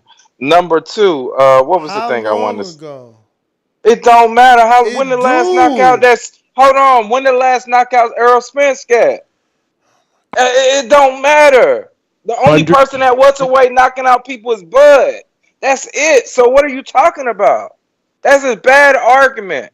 And you just made me forget the fucking argument that I wanted to come in on. It ain't a bad argument. It ain't a bad argument because the argument is that you think somehow. Oh, I know what I want to say. Yo, wait. Why are you lying? Why are you lying? He ain't knock out Luis Collazo. He retired in the corner. Yeah, that's a knockout. That's the same thing. But it's RTD. What the hell? We call that a knockout? Nah, he right. It goes down as a knockout. I get you. It's a knockout. But listen to me. It don't matter because the point is he ain't get a knockout since then, and he ain't gonna knock out Barrios. You the one saying he is gonna knock out Barrios, so you the one gonna look bad. So Doomy, let me talk to Doomy. So let's just say this: if Thurman comes back, fight Barrios, knock his ass out in 6 rounds.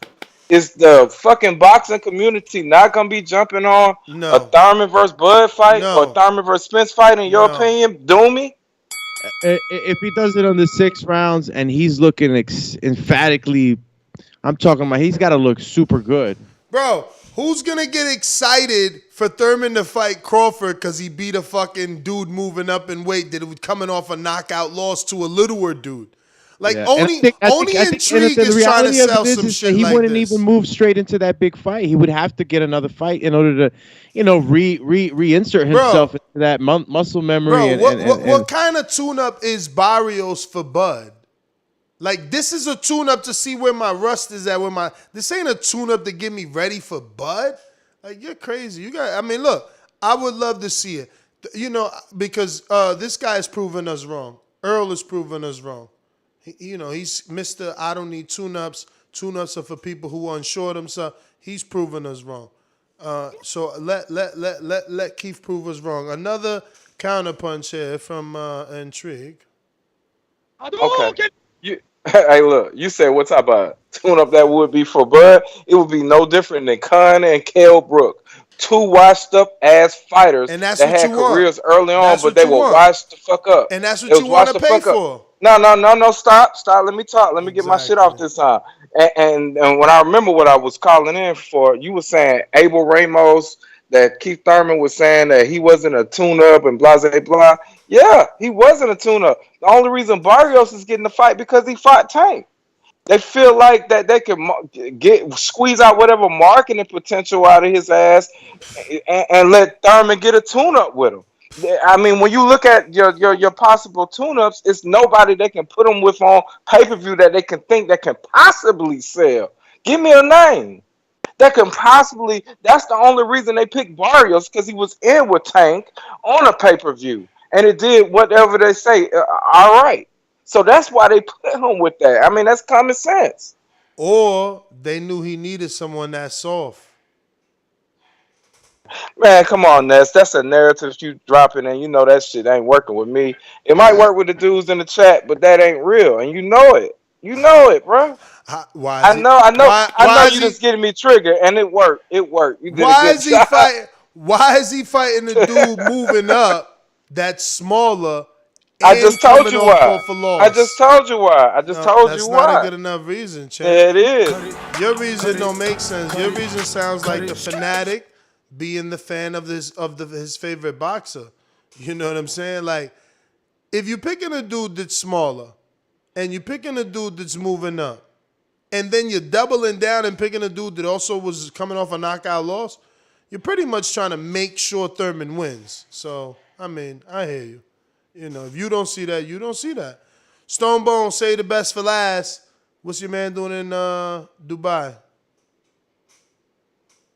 Oh man, he opening some gyms out there in the Middle East, and I think it's Lithuania or one of them Eastern European countries. They doing it's 3 different gyms they're doing, 2 in the Middle East and 1 somewhere else out there.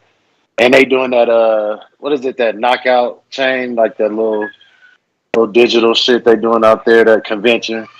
So it's a lot of little things going on. And they they trying to pitch that Josh Taylor fight. So, but if it do be the Al deal, it ain't gonna be no one fight deal. It's gonna Al, even with the Canelo, you would invest 40 million to make 100. That's just the laws of math. Even if that ain't the greatest, even if that's a high investment to get that 100 million, you still take that worth of Canelo, even if he walking or not. That's just like if Jordan was playing and he said, "Hey, I want to come on your team and play a game," you're gonna say no. You know what I mean? Like, no matter what it costs you, you can sell out that day. And they sold out that day. They sold out in the pay-per-view. So they made their money off Canelo. So, and they might get him back in the long run. And plus, the work Bud want, you already know you want. You want Earl, any other guys, and Charlo. So it ain't no walking away from after we beat Earl ass. I know they thinking he gonna beat Earl ass and run off. When he whoop Earl ass, Jamel Charlo is next. And shout out to man, get Richardson back on this, man. I had the pleasure of watching when they were saying Bud supposedly got knocked out. He sparred Richardson Hitchens that same day, man. That's a funny dude, man. Nice skills, nice movement. Him and Shakur always going back and forth when they spar. He gonna be a nice little guy, man. Hope Mayweather put some focus on him, or Al take over and drive the bus, man, and get him some fights, man. And that was a good fight for him, in my opinion. I like that kid, even though he lost to Matisse. I saw him spar Bud too. He came to Omaha spar Bud for I think for the Kell Brook fight, or one of them camps. He came to Omaha. What's his name? Malik. What's it? Malik? The Hawkins. Yeah, yep. He sparred Bud out there. Bud put hands on him, but they had him and Coach Kenny. Them was out there back a couple years ago. So that was a good kid, man. Wish him the best. Hope he can bounce back. Is he still with Coach Calvin? I didn't even get to really look and see what was going on in his corner. I was too busy. That was I don't know what Steve was talking about. That was a domination by Richardson Hitchens. That's what he said. That was Richardson. No, he said that was a back and forth. Like, no, that was like a clear. He was saying he said that was a back and forth fight, one of the best fights. No, that was a great display of offense and defense by Richardson Hitchens. He wasn't that was Richardson hit chins, like he always say. That was Mr. Hit chins, hitting chins. He wasn't getting hit. There was no back and forth in that. That was slickness. That was speed, quickness. That was baby Shakur. That's why Shakur said you was looking like me in there. He wasn't getting hit. There was no back and forth. That's why I say I like the kid that he put hands on. Nice kid, but he put hands on the nest. I think he pretty much won 7, 8 of the 10 rounds. Go back and check that fight, man. That was an excellent display. I hope. Let me catch y'all later. I hope I'm able to check it out. Check it. Man, no, I'm check saying, it out. You're gonna be impressed, man. No, I'm hey, shout out to Shushu, man. I finally met Shushu, man. You always talk about him. Finally met him. You know what I mean? Yeah. Okay. I see what you see. He's gonna be a problem. All right, man. Nice.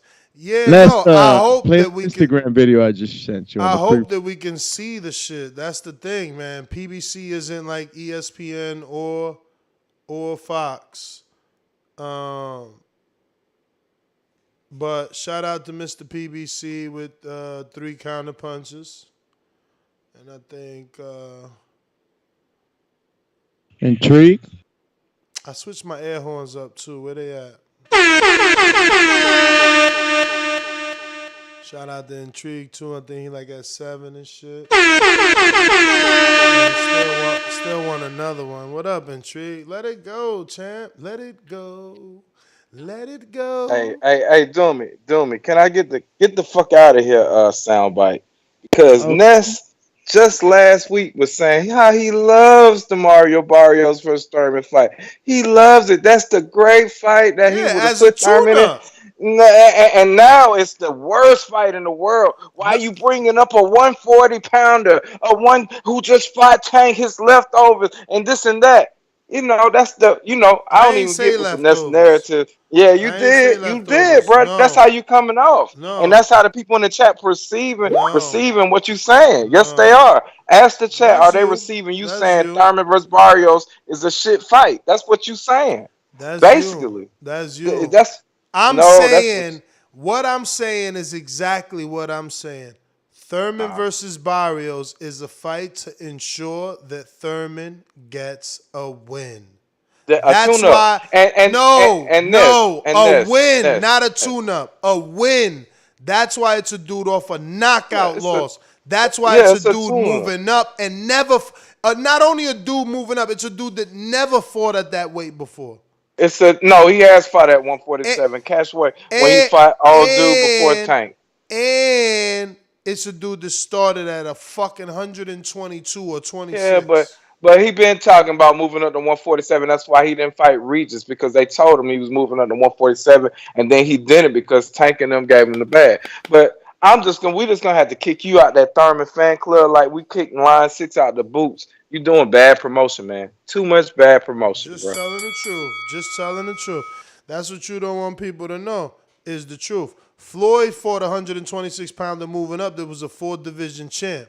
You want Keith to fight a 126 pounder that was a one-time regular belt champ. Like, chill, B. Chill, B. chill, Chizzy. Boomerang Dominic. Damn, Hash Brown is gone. Yo, what's good to me? But yeah, man, I just don't get what people don't think about this. If a business person wants you to do deal with them and you're gonna take their highest prize fighter, fight them. Pretty sure they're gonna want to make a lucrative deal um, to back in and hedge any way that they can to get their money back. If Keith Thurman is gonna fight in that second fight, that means that Bud hasn't made a contract with PBC. No comment. I mean, obviously, Errol Spence has the mandatory with the WBA. So I don't get what people don't see. It's simplex. I ain't tripping when Keith Thurman fighting 2 people. But yeah, that's my call. All right, that's what I'm saying. That's what I'm saying. You know what I mean? 2 tune-ups for Keith while we wait Crawford out. It's like what? You think we don't see you in Dubai? You think we don't know how to add 1 + 1? Like, you know what I'm saying? All right, well, we got this tune-up for Keith. If you don't want no sauce, we got another tune-up for Keith. It's simple. Tune up. I'd rather see Keith get those 2 tune-ups before even talking about it. Me Crawford. too. Me too. And that's what they don't get. That's what Intrigue don't get. You know, that's what I want. I understand he needs Barrios and still needs something else. You know. And now I could be wrong, right? He could go out there and oh shit, JT's there. He could go out there and blow Barrios out, but it's a lot of pressure to get in there, get it done before Tank right now. JT, a lot of pressure to get it done before Tank. Chill. This just don't make no sense. Where is this? Because I moved his shit too. Did I change your color? He's under the color, second place. Colors. Yo, where the fuck is the Eric goes? So interesting that you come across like a nice guy, but you're really a piece of shit. Hey, with that comment. Come on. No, that was a piece of fuck you. That was a piece of shit. You know, we're doing live TV. Man, I don't care. What you gonna do about it? I'll kill this mother. Why do you have to talk like that? Well, I'm talking to you the way I want to talk to you. You have a problem? Turn off your station. I'm the best ever. You. I thought I did you something. I thought you was ignoring me, bro. Never. Nah, but I know you was distracted with all that bull's foolishness, intrigue talk when he trying to hype up a fight. I want to give a shout out to Errol Spence. Everybody been talking about Errol Spence. Errol Spence been in a bad car accident, and what do? He fight Danny Garcia. He just had an eye surgery, and what do? He come fight a champion. Keith Thurman got hurt playing the flute and stuff like that. He always you a hater. He always no disrespect to Keith Thurman. That's only for intrigue if Keith Thurman listening. But he got hurt playing the flute, and now he want another tune-up. You know, he's fighting a smaller man, and I agree with you, Ness. I think he's going to struggle with Barrios, and I wouldn't be surprised if he stop him. I bet you it probably ain't gonna be before Gervonta Davis stoppage. So the intrigue want everybody to support Keith Thurman. I support Keith Thurman, but guess what? He got to get back in the mix and all that. And Errol, I think everybody keeps saying, Errol saying he ain't gonna fight. Errol go fight Keith Thurman when it becomes more relevant and stuff like that. So I mean, shout out to Errol Spence. He gonna fight Ugas. I think that's a tough fight for Errol, but he might come out. He might come out with the victory, and hopefully, we hold him to his word. He make that Bud Crawford fight that everybody swear to God he's ducking. I don't think Errol ducking nobody. I think it's just always been a business side, and like he said on social media, everybody takes silence for weakness. So shout out to Errol Spence, and I'm looking forward to seeing that fight. Intrigue. I mean, stop wasting your money, man. That's my thought. Intrigue. Counterpunch. Really? Yeah. No, he didn't. Yes, oh sir. shit, he did say counterpunch. Then Spence just put a post out to say he doing all the heavy lifting.